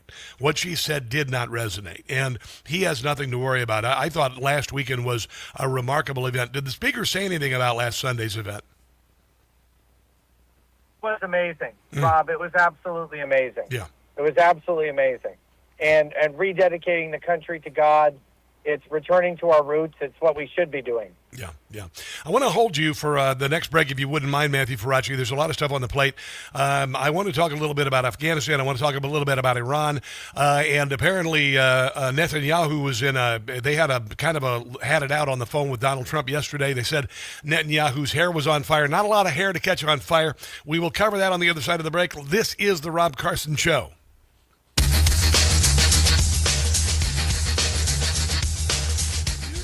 Texting rules you would.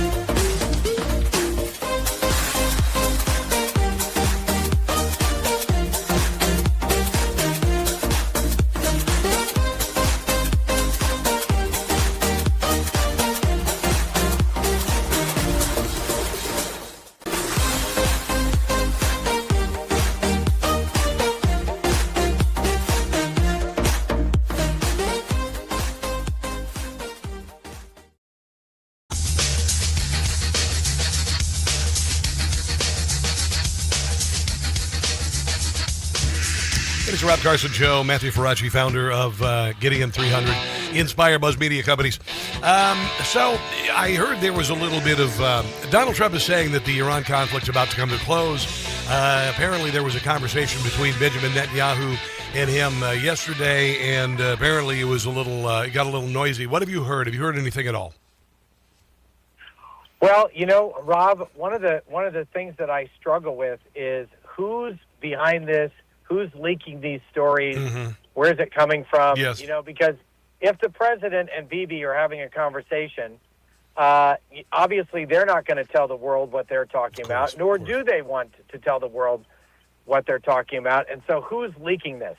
And that's the question I keep asking, because the whole Iran narrative feels like we don't know very much about what is actually taking place. We can see that there's a stalemate. We can see that Iran is being strident. We can see that the president is... just give an example of this, Rob. Did you notice from the footage of the president's visit to China how uneasy everybody seemed to be on our side? Did you pick up on that sense? I did not. Okay, what I mean by that is it wasn't a warm, collegial type of visit like when you saw Trump going to the Middle East or when you saw Trump going to other places. It was pleasant. It was professional. It's kind of like, I don't know, if you went to visit, an ex-wife and you had to be cordial for the sake of the kids. Yeah, it was like Christmas this year for me. Yeah, but there was no love, but there was cold professionalism. Yes. So Oh yes. I'm just not sure what to make of it. But I do think that there are a lot of moves being made, and you can tell that the president is frustrated because he wants this thing to be over with. Yeah. And Iran is trying to make this as difficult as possible. They're going to lose. I would not try to take on Donald Trump. That's a terrifying prospect. Here's where I'm down with Israel, and that is we've got to wipe these mother bleepers out. That's all there is to it. We got to kill the last remaining members of the SPLC. We cannot leave a seed to grow. That's it, man. Sorry. And I'm for me personally, I'm like, let's just get the bombing started again, because I'm just done with it. We will never be able to trust them. We will never be able to reach an accord with them. We will never be able to say, trust that 10 years until we get it. Bull crap. They've got to be wiped out. That's just the way I feel about it. I think that Donald Trump has been more than patient. In fact, more than I could have ever imagined him, more than any leader in recent history, as far as giving, negotiations a chance. But there's a point where we just have to say, put them out of our misery. What are your thoughts? Yes, Rob, I'm with you because, you hear a lot of back and forth about these negotiations, but you're negotiating with criminals. Yes. You're negotiating with people that keeping their word isn't even something they understand. Okay, we won't do nukes for 10 years building nukes. It's but it's also a real thorny issue because they actually have to go in and, for this my understanding, take out that nuclear material. Yeah. And so to your point, Rob, you keep negotiating with these guys, and all they're doing is buying time. I'm sure you saw the New York Times story that said they've reconstituted 30 of their missile sites already. Something like that, yeah. And the other thing, Rob, is we know Russia and China are helping them. Yeah. We know Russia and China are rearming them. Yeah. We also know the U.S. military has more equipment and stuff in the Gulf area now than it did at the beginning of the war. Yeah. So I do agree with you, Rob. I think that's what's going to happen. Unfortunately, I also think this is going to come to a head very soon because, time is on their side in terms of rearming and in terms of causing trouble. And they also want to interrupt. They also want to interrupt the American economy going into the midterms. That's very obvious. And sooner or later, and it's going to have to happen. It's going to have to come down. Trump says something is coming down, like in 48 hours. So I don't know what that is. I'm honestly, I trust this president. He has done everything that he has done. I have agreed with by and large. I think he's doing an amazing job as our leader. I think he did an amazing job with this campaign, and I have to trust he's going to make the right decision with regard to ending this conflict. And Rob, one thing that's really important that you just said. If you look at all the bedwetters out there that are freaking out about all of this, one of the things that the narrative that you're hearing is Donald Trump has lost his way. No. Donald Trump isn't the same Donald Trump that you voted for. Oh, please. Donald Trump isn't the same guy that wanted to keep us out of forever wars. He's been taken over by the Jews. He's been taken over by Israel. Yeah. He's not the guy we know. And I'm with you. Do we trust him, or do we only trust him for 5 minutes? Do we only trust him when it gets easy, or do we trust that he has the judgment to guide us through something that, yes, it's going to take a minute to resolve? Numerous presidents said that they were going to do something about it. They never did anything about it. He's trying to do something about it, and I wish some of these people would just shut up and realize he is the Donald Trump we voted for, and we give the man the flexibility he needs to do the job he needs to do. One other question, Matthew, before we go, real quick. Thomas Massey, he brings up anti-Semitism, or at least it says things that seem to be anti-Semitic. Why is his wing of the Republican Party, which, by the way, is being pushed out of power, what do they have a problem with the Jews about? You know, funny enough, Rob, I'm not sure that they actually do. Really? In their heart of hearts. I think it's a talking point to get them clicks and to get them popularity. Really? You know, Thomas Massey, well, you look at all these grifters online, Candace Owens and Tucker, and they're really pushing this with young people. They're finding that it's getting traction with young people. Wow. If you look at the vote, in the Massey vote, he did pretty well with young people. And so I think these guys are pandering to what they think is popular. If becoming pro-Israel was popular with young people, I think you'd see them switch tomorrow. That's just wrong, brother. It's just a wrong. fashionable bogeyman that they can point to and grift more votes and grift more attention. Wow, that's selling your soul right there, kids, for clicks. I will never do that because you are my Jewish brother. That's all there is to it. I think we need to call this segment, Rob, and it needs to have a theme song, The Jewish Persuasion. And then it needs to have like some smooth jazz on there. All right. I'm a little bit Jewish. I'm a little bit Catholic, that kind of thing. Matthew Faraci, God bless you, brother. Have a glorious week, and we'll talk again soon, okay? Okay, talk soon. Great one. All right, let's take a break and come back. This is the Rob Carson Show.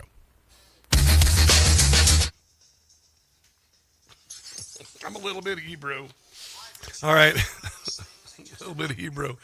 Hello, kids. You guys are talking about food over here. Hold on one second. You said the sweet corn tomatillo came out great. I'll take a photo, put it on Rob's fan page. That sounds really good. I'm not big on tomatillos. You know what I mean? Tomatillo salsa, but tomatillos, not a big fan. Isn't it just a green tomato? Is it a green tomato? I don't know. I've never had them much, really. I never get tomatillos. They're not tomatoes. I mean, they come in a husk and everything. It's kind of weird. Let's see. What else are we talking about here? Put some kraut on there, Duke. What are you putting it on? A hot dog? A bratwurst? I always go sauerkraut, ketchup, mustard. Unless I do a natural casing hot dog, then I do sport pepper, tomato, mustard. Trying to think on a poppy seed roll. That's a Chicago dog, people. That's a Chicago dog. If it's a New York dog, it's sauerkraut, ketchup, mustard. Sorry, I put ketchup and mustard on my hot dog. Sorry. Get used to it. Anyway, Matthew's always fun. We should do I'm a little bit Hebrew, I'm a little bit Catholic. What do you think? What's up, my brother Rob? Hello, Jellyfish Hunter. How are you? Having a good time? All right. I got to talk here real quick, guys. Give me a second.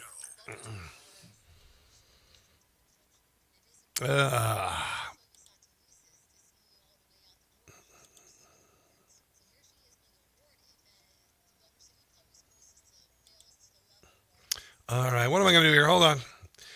I got to talk here. All right, Fleischer, Lady Zionist. Oh.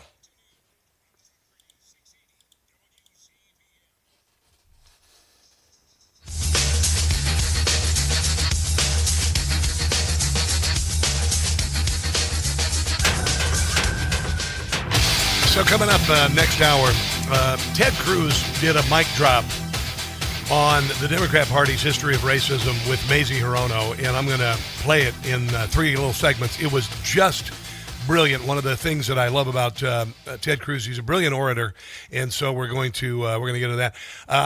Karen Bass is running for mayor of L.A. I'm hoping and praying that she will get defeated because she's a terrible mayor. She's a communist, by the way. She's a communist. Spent a lot of time in Cuba.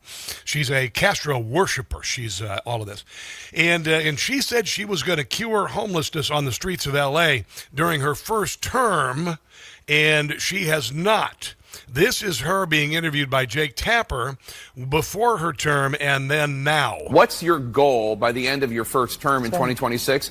And what lessons do you think other cities can learn from what you've done? Well, my goal would be really to end street homelessness. So when you talked to Jake Tapper in 2023, you this is now. said that your goal was to end street homelessness in LA by 2026. Mm-hmm. It's now 2026. And we haven't ended it. We have not ended it, and we're not close to ending it. She's laughing about it. How are you so off? Well, basically, when I said that, it was at the beginning of my term. I am very committed to achieving that goal. You're doing a terrible I didn't job. anticipate some of the bureaucratic barriers that I would Oh, really? What about the bureaucratic barriers to building back the homes that were destroyed during the fires? experience, but I am prepared to take those on now. Yeah, you know what? You had your chance. You blew it. You made a promise and you broke it. Here's a little more from the interview she did where she said, oh, I'm sorry. Whoops. And when your messages are so hateful, or when you demonize people, She's talking about Spencer Pratt's ads. and you do provoke people who are unstable, and you Like the Democrat Party does with conservatives, and that's why people like Donald Trump end up getting shot at, and Charlie Kirk ends up getting murdered. can jeopardize people's safety. You mean like the throwing of the tomatoes? Well, the throwing of the tomatoes, which look like blood, or drowning me and the governor in a reservoir. But there's also other violent scenes.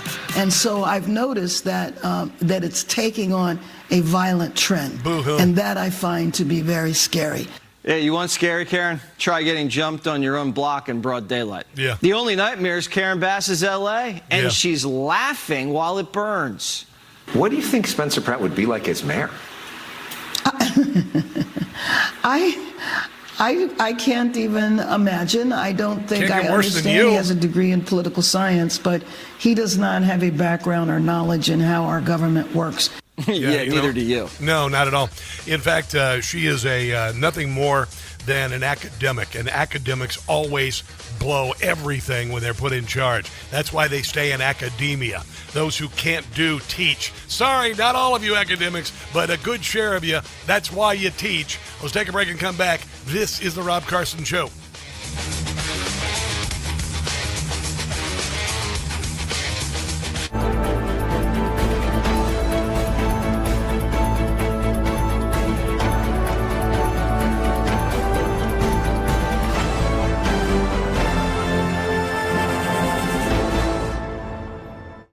The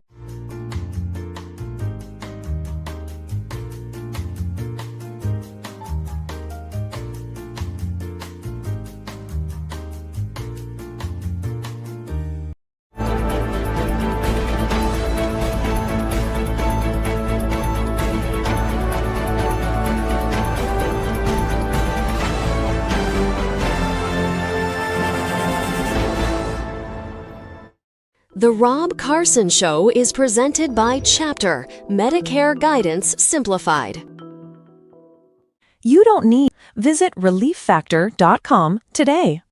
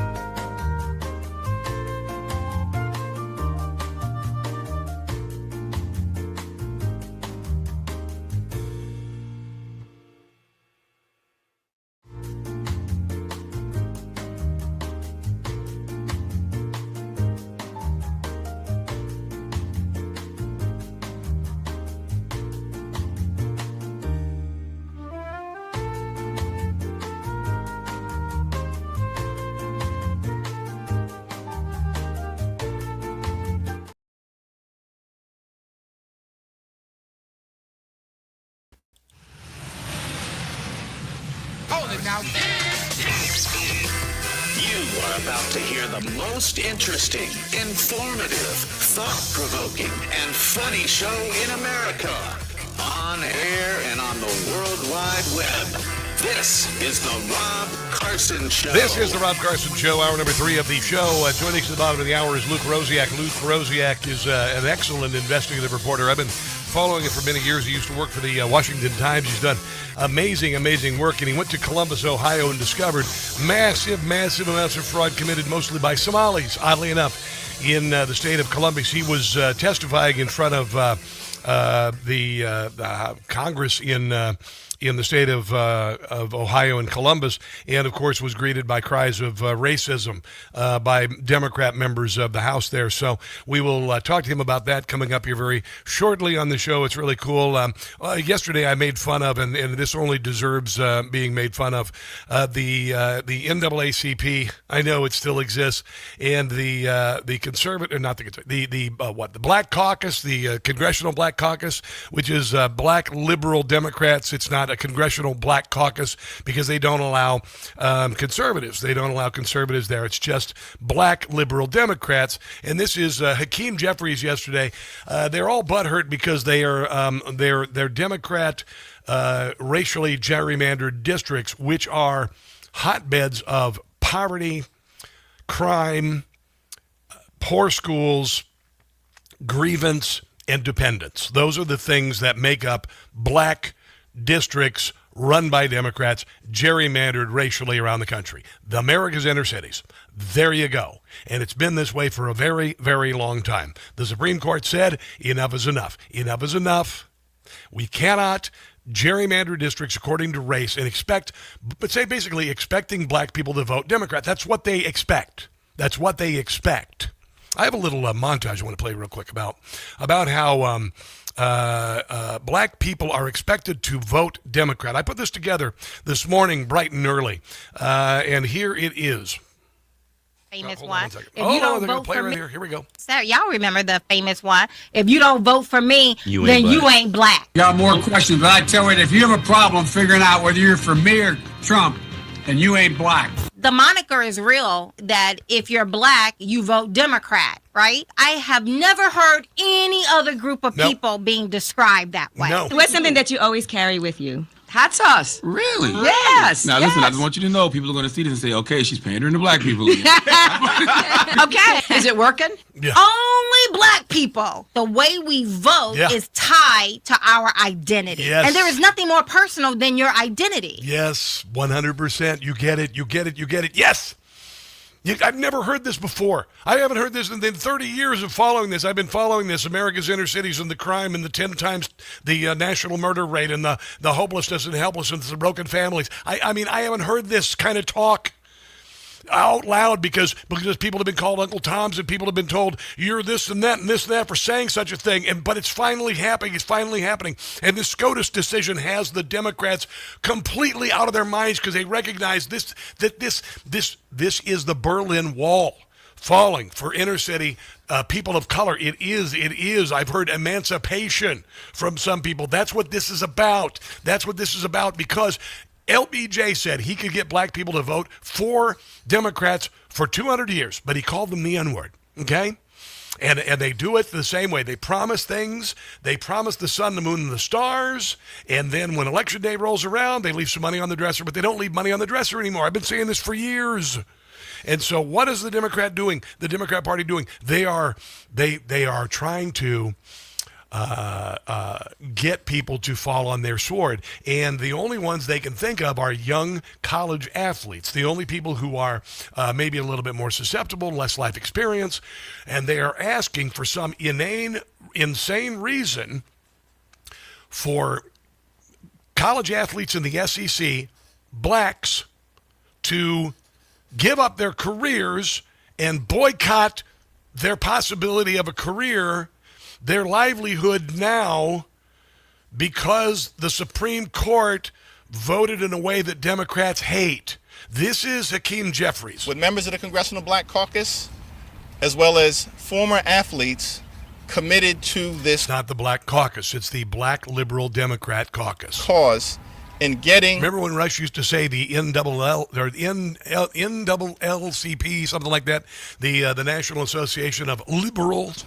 This egregious situation turned around. This is an unprecedented moment featuring an unprecedented attack on black political representation. And so you're going to ask what to cure this? You're going to ask young black athletes to quit their sports for the Democrat Party. And therefore, it requires an unprecedented response. We are here standing in solidarity with the NAACP and its call for athletes to boycott institutions within the SEC that belong to states that have unleashed. Nobody's going to do it. It's so beyond stupid at this point. It's trying to rally people for nothing. Nobody is listening to it. Nobody cares. It really at this point is laughable. I've been making fun of it. I just put a video up on social media about it because it is so absurd. These Gen Z athletes are going, first of all, NAACP, that still exists, the National Association for the Advancement of Colored People. Really, that still exists, okay? And yet, Hakeem Jeffries, everybody in the frame that event yesterday on Capitol Hill, over 50 years old, and they are trying to use college students like the left does, indoctrinating them and using them for their cause. It's absolutely ridiculous. Burgess Owens is a member of Congress. He is a Republican from the state of Utah, also a former professional athlete. Yes, let me unpack this for you. You have black elitists telling young black people to give up on your dreams because if you don't, they might have to give up on theirs. No, this is what the NAACP is all about. It's always been about elitism first. And to be honest with you, I'm not surprised at all to see this. You go back to see what the real seed of this organization was back in 1909. It was based on white socialists. There's 20 of them. And one black guy, W. Du Bois. They hated Booker T. Washington. And by the way, Planned Parenthood was created by Margaret Sanger, who was an avowed racist, by the way. She was a racist. And it was all about his thoughts of faith, family, freedom. She wanted people who have disabilities and black people to be aborted. Education. So understand, this is what the Democratic all minorities Party, the NAACP, is all about. I'm hoping black Americans across the country realize their issue is not about them.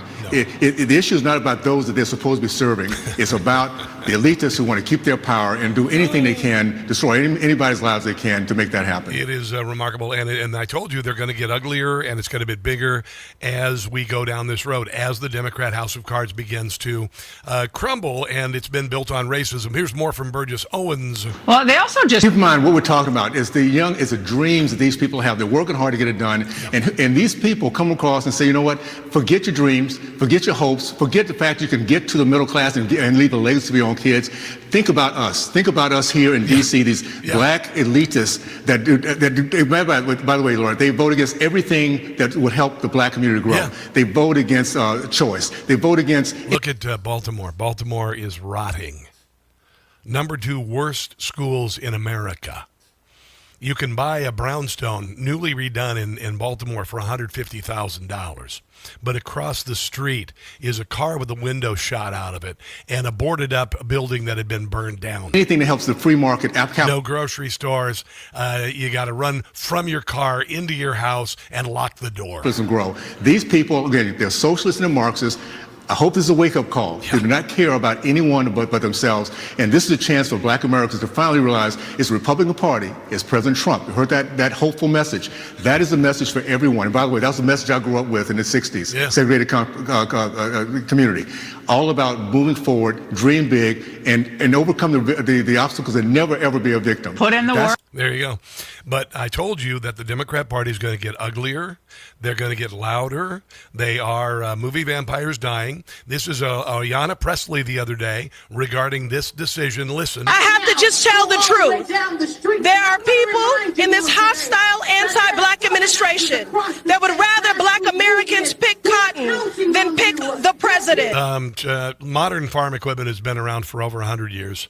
So to say something that ridiculous is, I mean, laughable if there weren't a few people who actually listened to it. So what's the last resort for Democrats? What is the last resort? Bribery, of course. Here is Ayanna Pressley. Yesterday, all the things that have failed, all of the things that have failed, promise reparations that are never going to happen. That's what they're doing. They're going to promise reparations. They know they're not going to happen, and when they don't happen, who they're going to blame? They're going to blame Republicans. One promise has been kept to Black Americans in this country when every bit of prosperity you enjoy was built on our backs. That's not true. The Industrial Revolution happened after the slavery. Slavery largely benefited just the plantation owners. 100 years of labor. So we are long overdue for reparations. I'm proud to be the lead sponsor of HR 40. Black folks are certainly deserving of redress and reparative work, and one bill will not undo centuries of harm. Yeah, it'll work. A government check. It's worked so well in the past. There are folks in this world like Al Sharpton, Jim Gossett, who make everything about race. As Al Sharpton. Who get a pass from the media. Reparations. Criticism we never face. We'll give you a government check. That'll fix everything.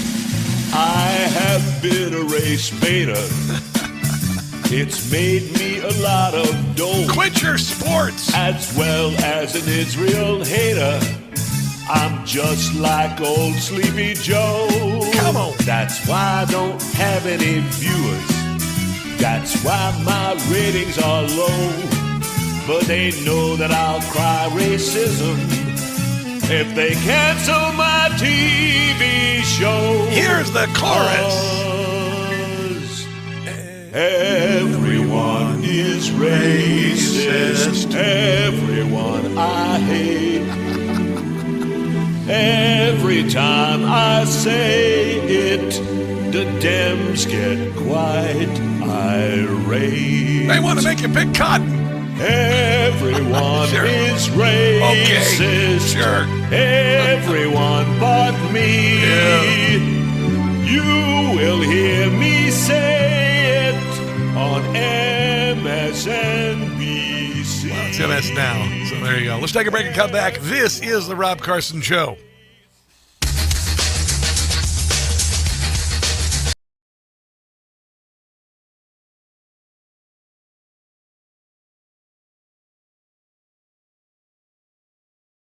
Hey guys, it's Carson. If you are on Medicare or about to be, you could be overpaying right now and never know it.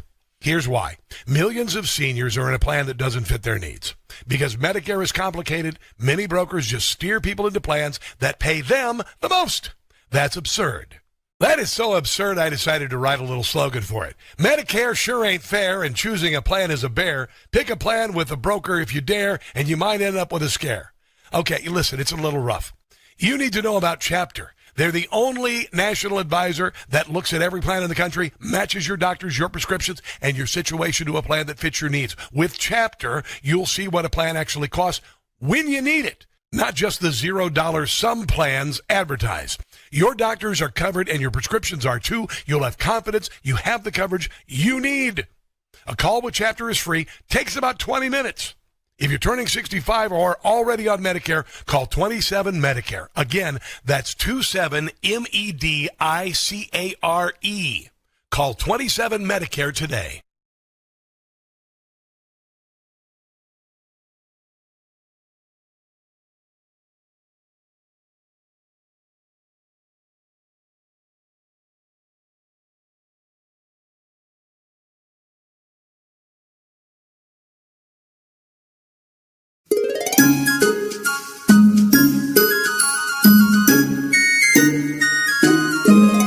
Somalis are all on welfare, and the Dems just seem to not care. Ilhan Omar, she needs to go. GTFO, GTFO, GTFO. Many are anti-Semitic. Their statements have been pathetic. They're a threat to all you know. GTFO, GTFO, GTFO. They are always expressing hate of America. Why are they here? Must abort before it's too late. Talk about holiday cheer. Our language, they will not learn it. Own money, refuse to earn it. They are gaming the system so. GTFO, GTFO, GTFO.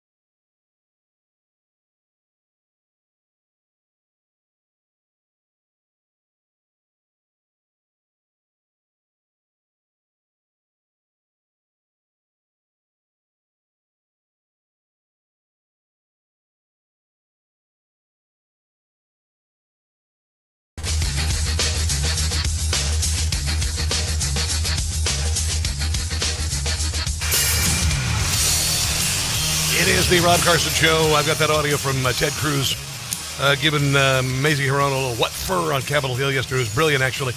We have some callers here. Mauricio in Bethesda, Maryland, wants to comment. Hello, Mauricio. What's on your mind today? What's going on, Rob? I listen to you all the time, buddy. I'm listening to you talk about Westmore, and you had it right when Trump said he is absolutely the stupidest governor in the union. Mm-hmm. Here's the problem, Rob. Have you seen a photograph of Westmore near that bridge? No, I have not. You're talking about the Key Bridge. You're talking about the Key Bridge that was knocked down. Hold on, let me hold on. I'm talking about the Key Bridge was knocked down by a container ship a couple of years ago, and Westmore committed. They said it was going to cost $2 billion. And then it ended up being $9 billion. They fired the contractor, and now there's nothing happening. Go ahead. Well, it was a trick question, but there is no bridge. It's done. Gotcha. Okay. Yeah. On the bridge. Yes, exactly. When Hogan was done, Westmore had a surplus. Yes. Surplus. Yeah. Surplus. Yeah. Most people probably can't spell that if they have a big D next to their name. Yeah. Now what do we have? Now we need more money. We need more taxes. Yeah. We got to do them. And Danny, hey, let's just get over on the rich. They don't care. Hey, Mauricio, let me ask you this. Mauricio, let me ask you this, because I lived in Maryland 12 years and I couldn't do it anymore. Now they mailed out 400,000 ballots that were mismanaged, accidentally, whatever. Do you believe? I of course believe that the elections in Maryland are corrupt. What do you think? I absolutely believe that for a few reasons, but I'm going to tell you about that. I mailed in my ballot. Yeah. I got it. I mailed it in. 2 days after I mailed it in, yes, that report came out. Hey, by the way, Maurice, we're going to send you another ballot. Like, send me another ballot. I already voted. I voted already. What are you going to do with that? Yeah. So somewhere, somehow, along the road, they're going to invalidate my first vote because it was already in the mail. Yep. And they're going to send me a second ballot. Yeah. So I think that's the fastest way to get one person voting for twice. Yep. That I've ever heard of. Of course, buddy. Listen, I got to run, man. I appreciate your phone call. Want to go real quick to Al in Pasadena, Maryland. Al, welcome to the show. What's on your mind today? So, yeah, I'd like to know what the job description of senators is, if you have any idea. Well, you're supposed to represent your state, I guess. You got it.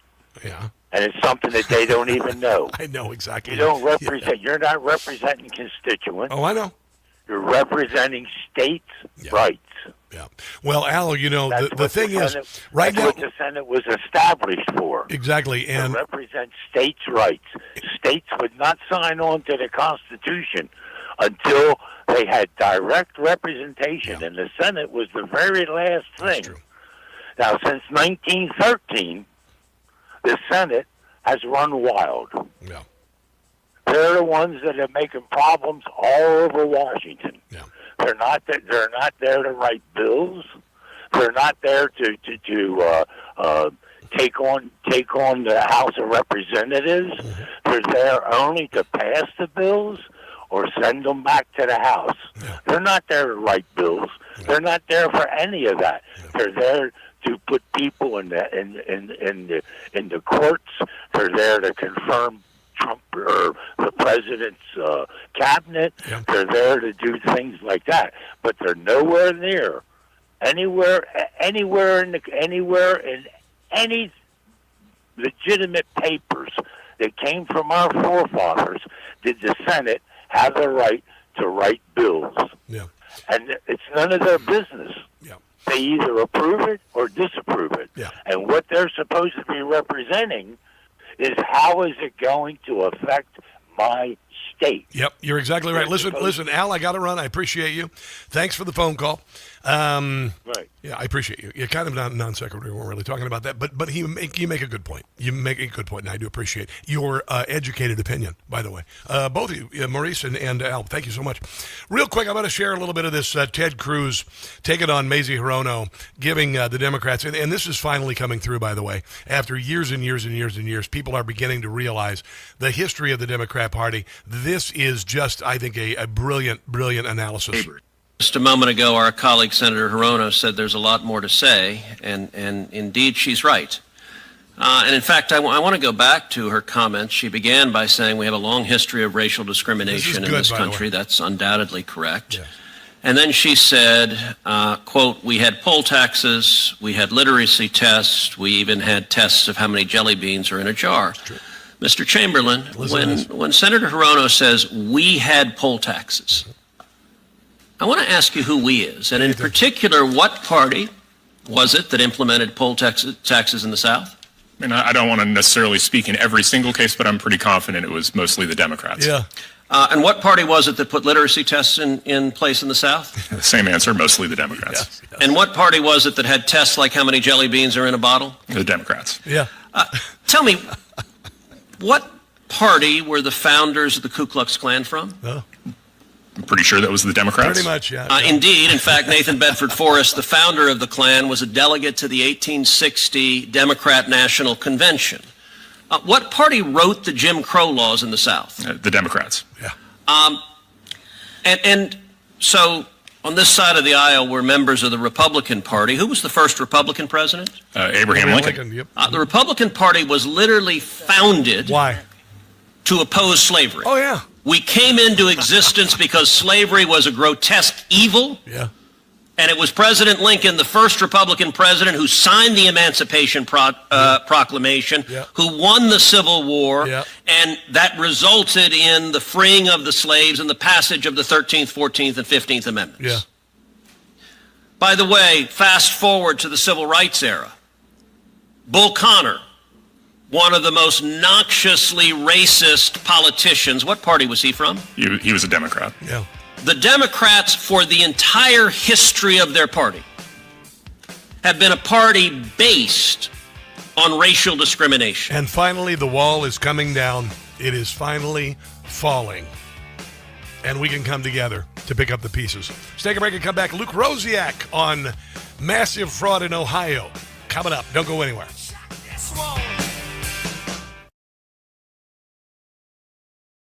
Hey guys, it's Carson for Ghost Bed. I am sleeping better than I've ever slept in my entire life. I used to think a mattress was just furniture, but I got a Ghost Bed. Ghost Bed doesn't build mattresses like furniture. They build engineered sleep systems. Their beds are serious health equipment. Beds designed for relief and recovery, not looks. Your body should be healing while you sleep, not fighting for comfort. I noticed immediately. My first night on a Ghost Bed, I slept for 10 hours. If you're waking up stiff, tossing and turning, sleeping hot, even reaching for a pain reliever before bed, hoping tonight will be different, that's not aging. That's your mattress talking. Here's another thing I love about Ghost Bed. You get 101 nights to try it at home. If you don't like the difference, just send it back risk-free.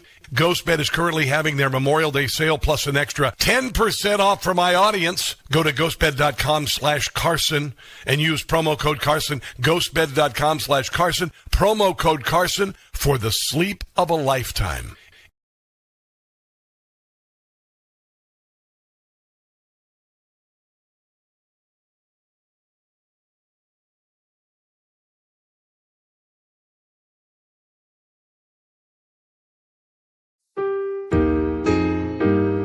When you're a man who calls himself a girl, it can be a bonus. When you compete with women, you have to hide.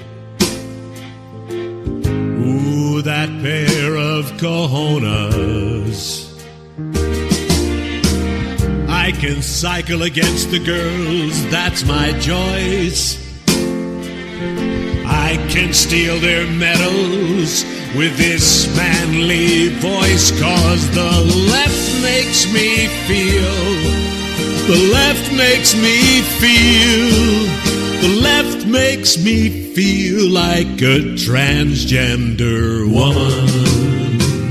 When I compete with females, I'm the one that's feared, 'cause I'm the only person in the race with a beard. But somehow I feel the left makes me feel, they make me feel like a transgender woman.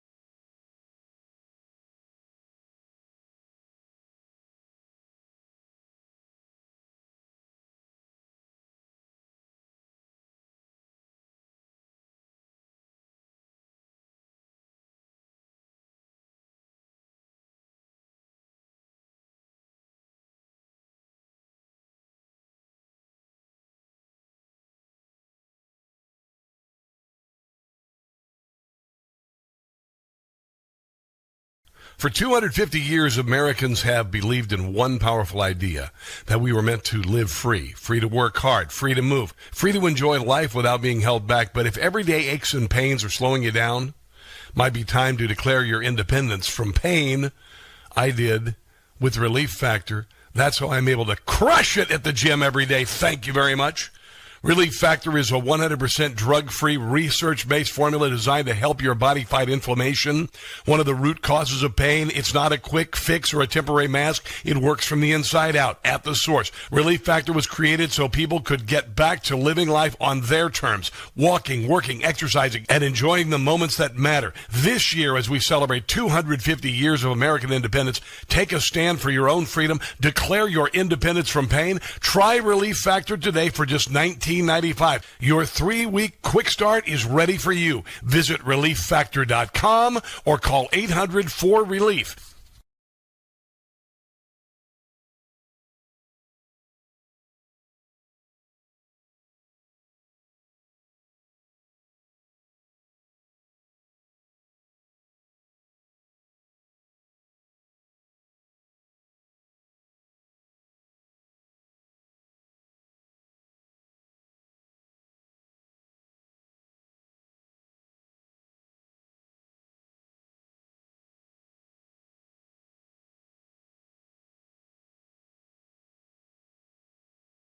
WCBM.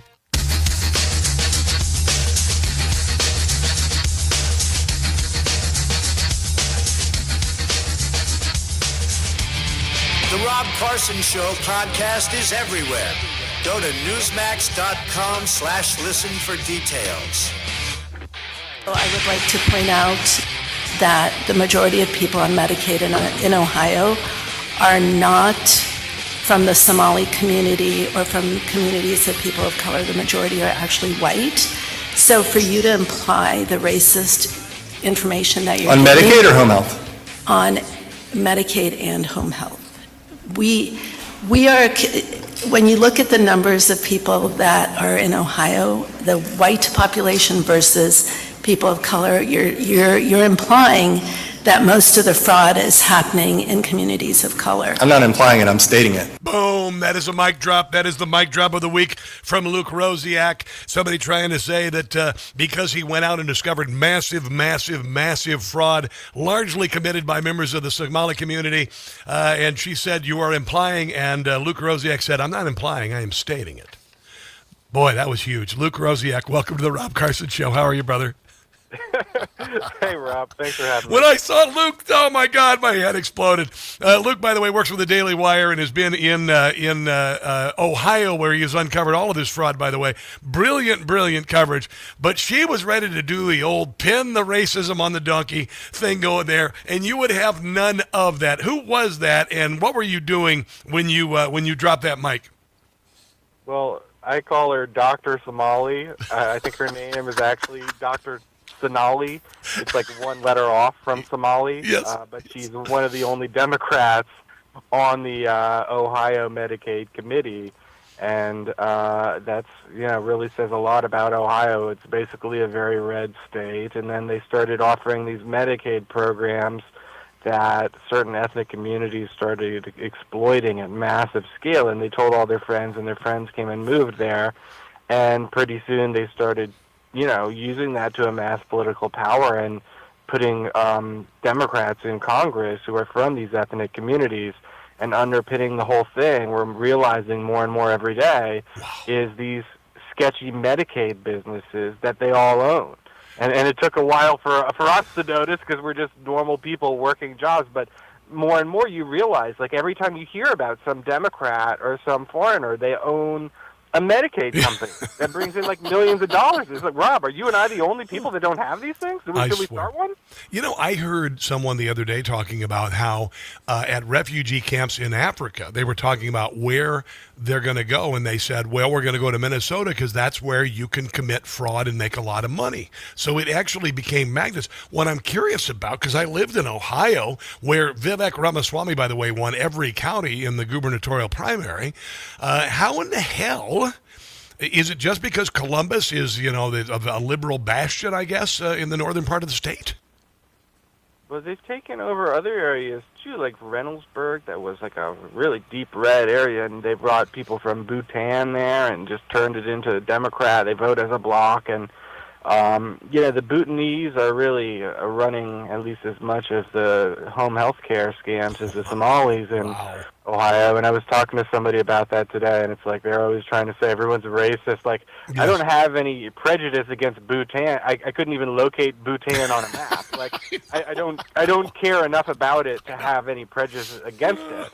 I didn't make this up to get vengeance against the country of Bhutan. Yeah. It's just if we're being honest, that's what's going on in Ohio. The Bhutanese, massive quantities of them. It's not the exception to the rule. It is the rule that the Bhutanese migrants are pretending to be really sick and then getting these, basically Medicaid servants getting an authorization to get their own family members paid to take care of them for 16 or 24 hours a day, which was something that we had for a long time in states in our country, to take care of people that were amputees and had horrible conditions.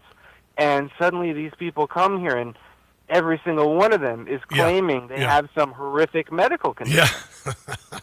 Yeah. And it's basically, it's like living in your parents' basement and getting paid for it.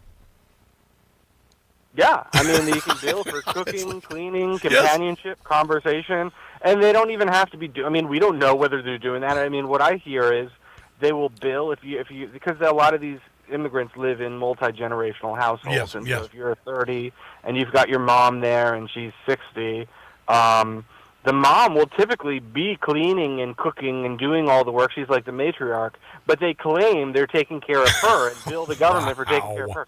So they're not actually doing, the 30-year-old isn't doing anything at all. He's just, but you can get paid 6 figures for doing this, especially if you have like two parents in their 60s that you claim have some health condition, and you hear from, it's frustrating because you hear from Americans who have a hard time getting these doctor's notes, and they say, oh, the program isn't as lax as you say. I've had trouble. I had a friend who had trouble getting it. Well, yes, because you live among normal people who don't lie and scam constantly. Yes. But you're dealing with this whole parallel society. They've got doctors in on it and everything. Here is a little bit of your testimony the other day. I see it in person, and in all the years I've been doing this work, I don't know that I've ever seen a scandal so shocking, both because of the scale of it, the dollar amounts are very large, and also how blatant it is. I mean, you didn't have to be a detective to figure out what was going on. You just kind of had to go to any of these locations along East Dublin, Granville Road, Bush Boulevard, that whole corridor. So was this shocking to lawmakers in Ohio when you did this? Had they done any investigating whatsoever before you arrived? You know, the lawmakers have been really good, the Republicans. It's just that they're not the ones paying out the money. All they can do is kind of oversight after the fact. And it's been Governor DeWine and his Office of Medicaid, and then the broader Medicaid rules that apply in all the states, that it turns out they're just horrible. They just are paying money to random criminals without even researching them. And it's just so much money that even if you were to get caught, like the chances of it are so low that it's worth taking the risk that you get like $10 million.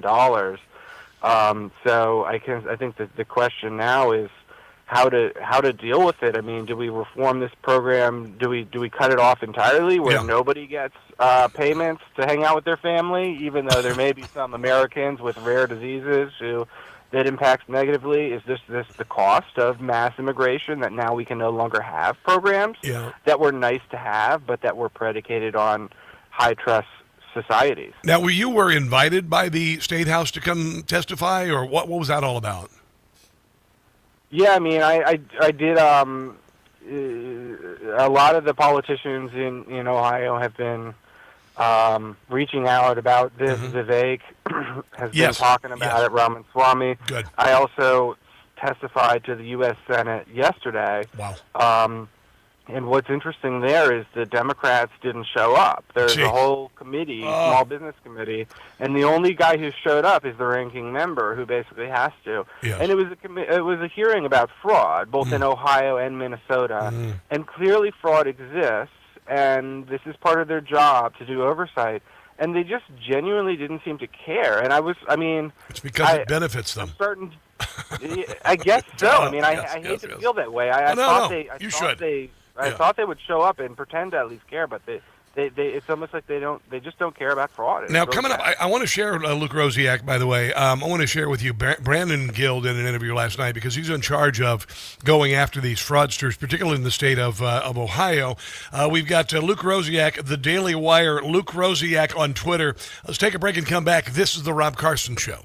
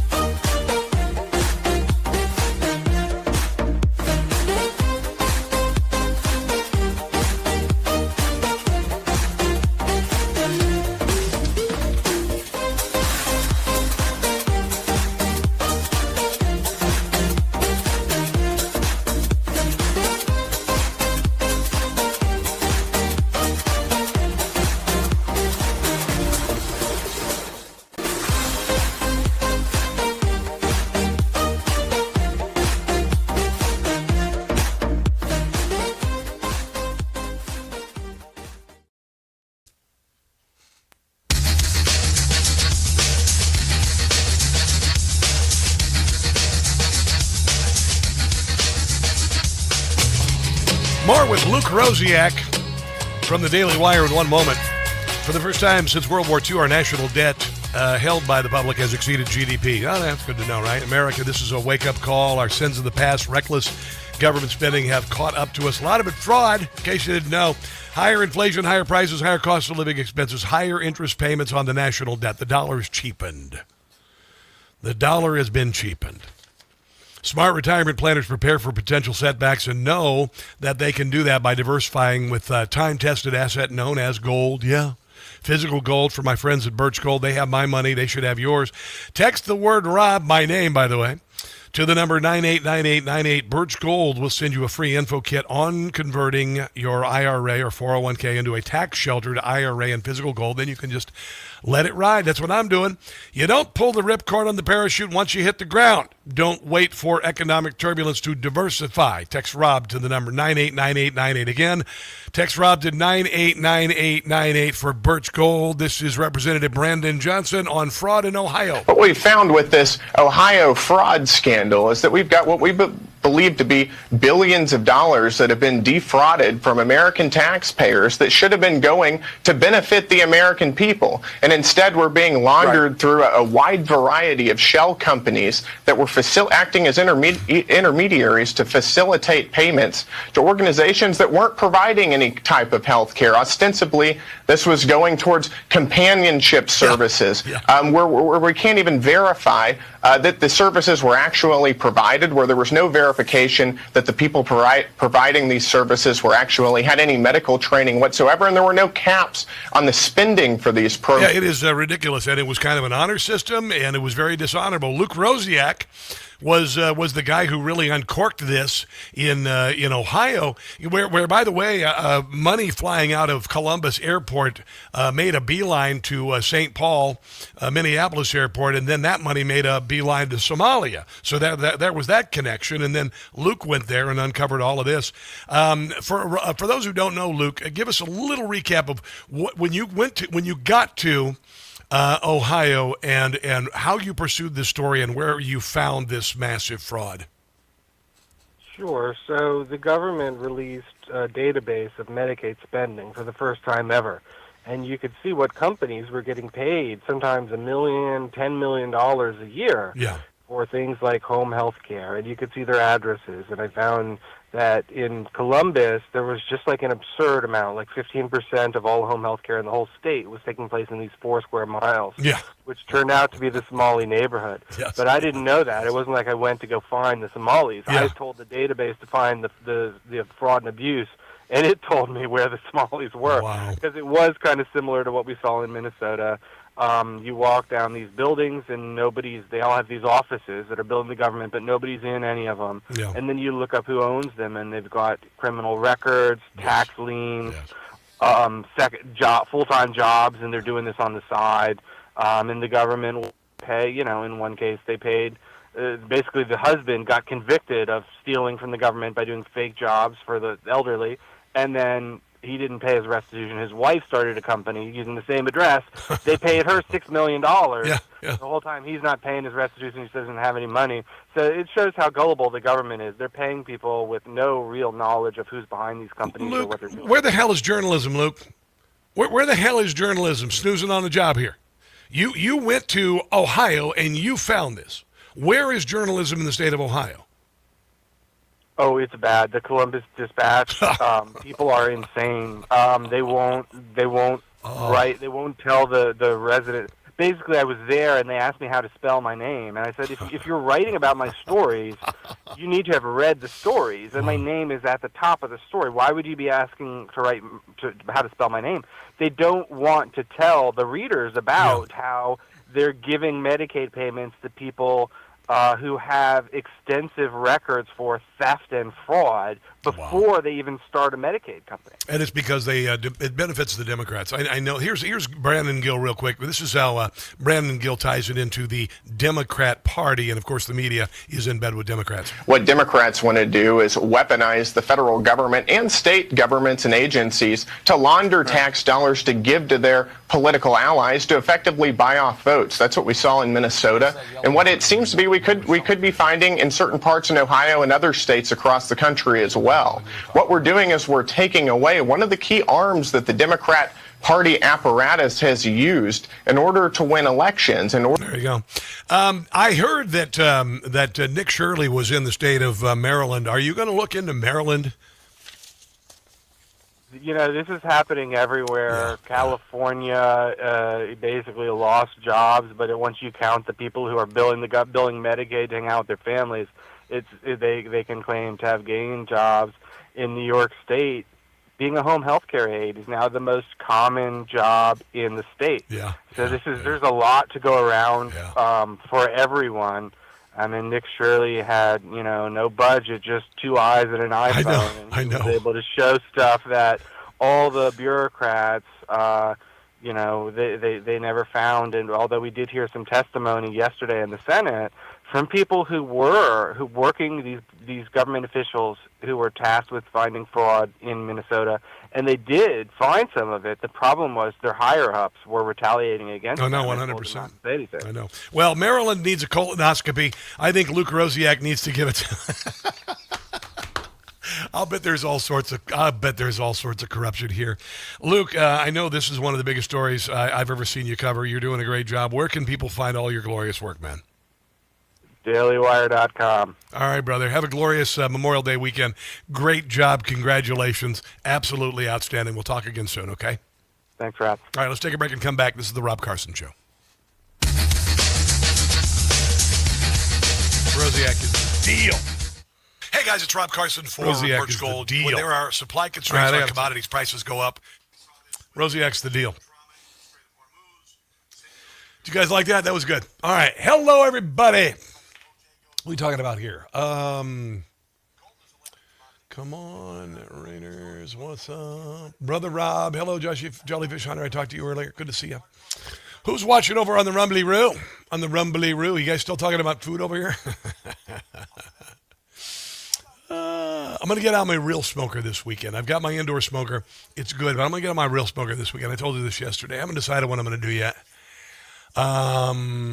Anyway, I'm going to do some ribs. Ribs I'll do. If I was going to do a pork butt, that's like 12 hours. I don't want to put that much time into it. I'm going to do some baby backs. Baby backs 3.5, 4 to 50.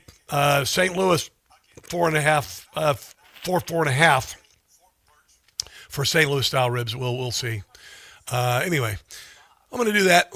Hello, Deplorable Dinosaur. What's going on? Hello, Duckman. What is up? Joe Biden got 81 million votes. Yeah, no, he didn't. I know. Somebody thinks he actually got 81 million votes. Does somebody actually think he got 81 million votes?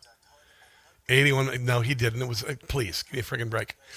You know, I know this because right after he got elected and stole the election, he went online to do these YouTube videos, live streaming on YouTube, and he couldn't get 1,000 people nationwide to watch. And yet he had 20 million more votes than Barack Obama. It was an absolute fraud. Nobody wanted Joe Biden to be the president. I'll bet he lost electoral, popular, battleground states, the whole deal. Duh. You know I know that?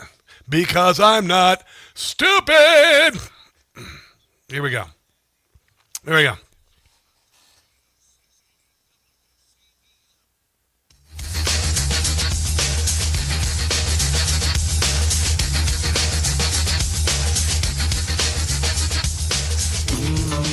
didn't get a chance to do everything I wanted to do today because there's so much stuff going on. Luke Rosiak was absolutely amazing. Oh man, what am I going to do here? There's so much to talk about here. I had told you I was going to talk about Katie Wilson and the Seattle mayor, and she now admits she was wrong to call for a boycott of Starbucks as the coffee giant begins to flee its home city. And so she's begging him to come. Zoran Mondami forced to eat humble pie as he makes nice with America's business leaders. This man-child and this woman-child thought that they could just storm in, get the votes, and then demand that business leaders pay higher taxes. And they said, honestly, screw you, we're out of here. and consequently, they are coming back to them hat in hand. Of yesterday afternoon, meeting with executives that make New York City the financial capital of the world. Mamdani's office sharing with Fox Business that he met with J.P. Morgan Chase CEO Jamie Dimon at their new headquarters in Midtown, saying that the pair discussed how the public and private sectors can collaborate to deliver both excellent public goods and a thriving city where all New Yorkers can succeed. Yeah, the only thing that's got to happen is massive cuts in the government. That's all there is to it. It's unaffordable. The restrictions on business, the taxes on business, all of that are too much for anyone to ever be able to survive there. That's it. That's all there. That's that. Here is Jeff Bezos. I think I got time. Jeff Bezos talking about how doubling his taxes won't mean anything to the average person. And Elizabeth Warren has made this point repeatedly. I think she's made it in reference to you and others.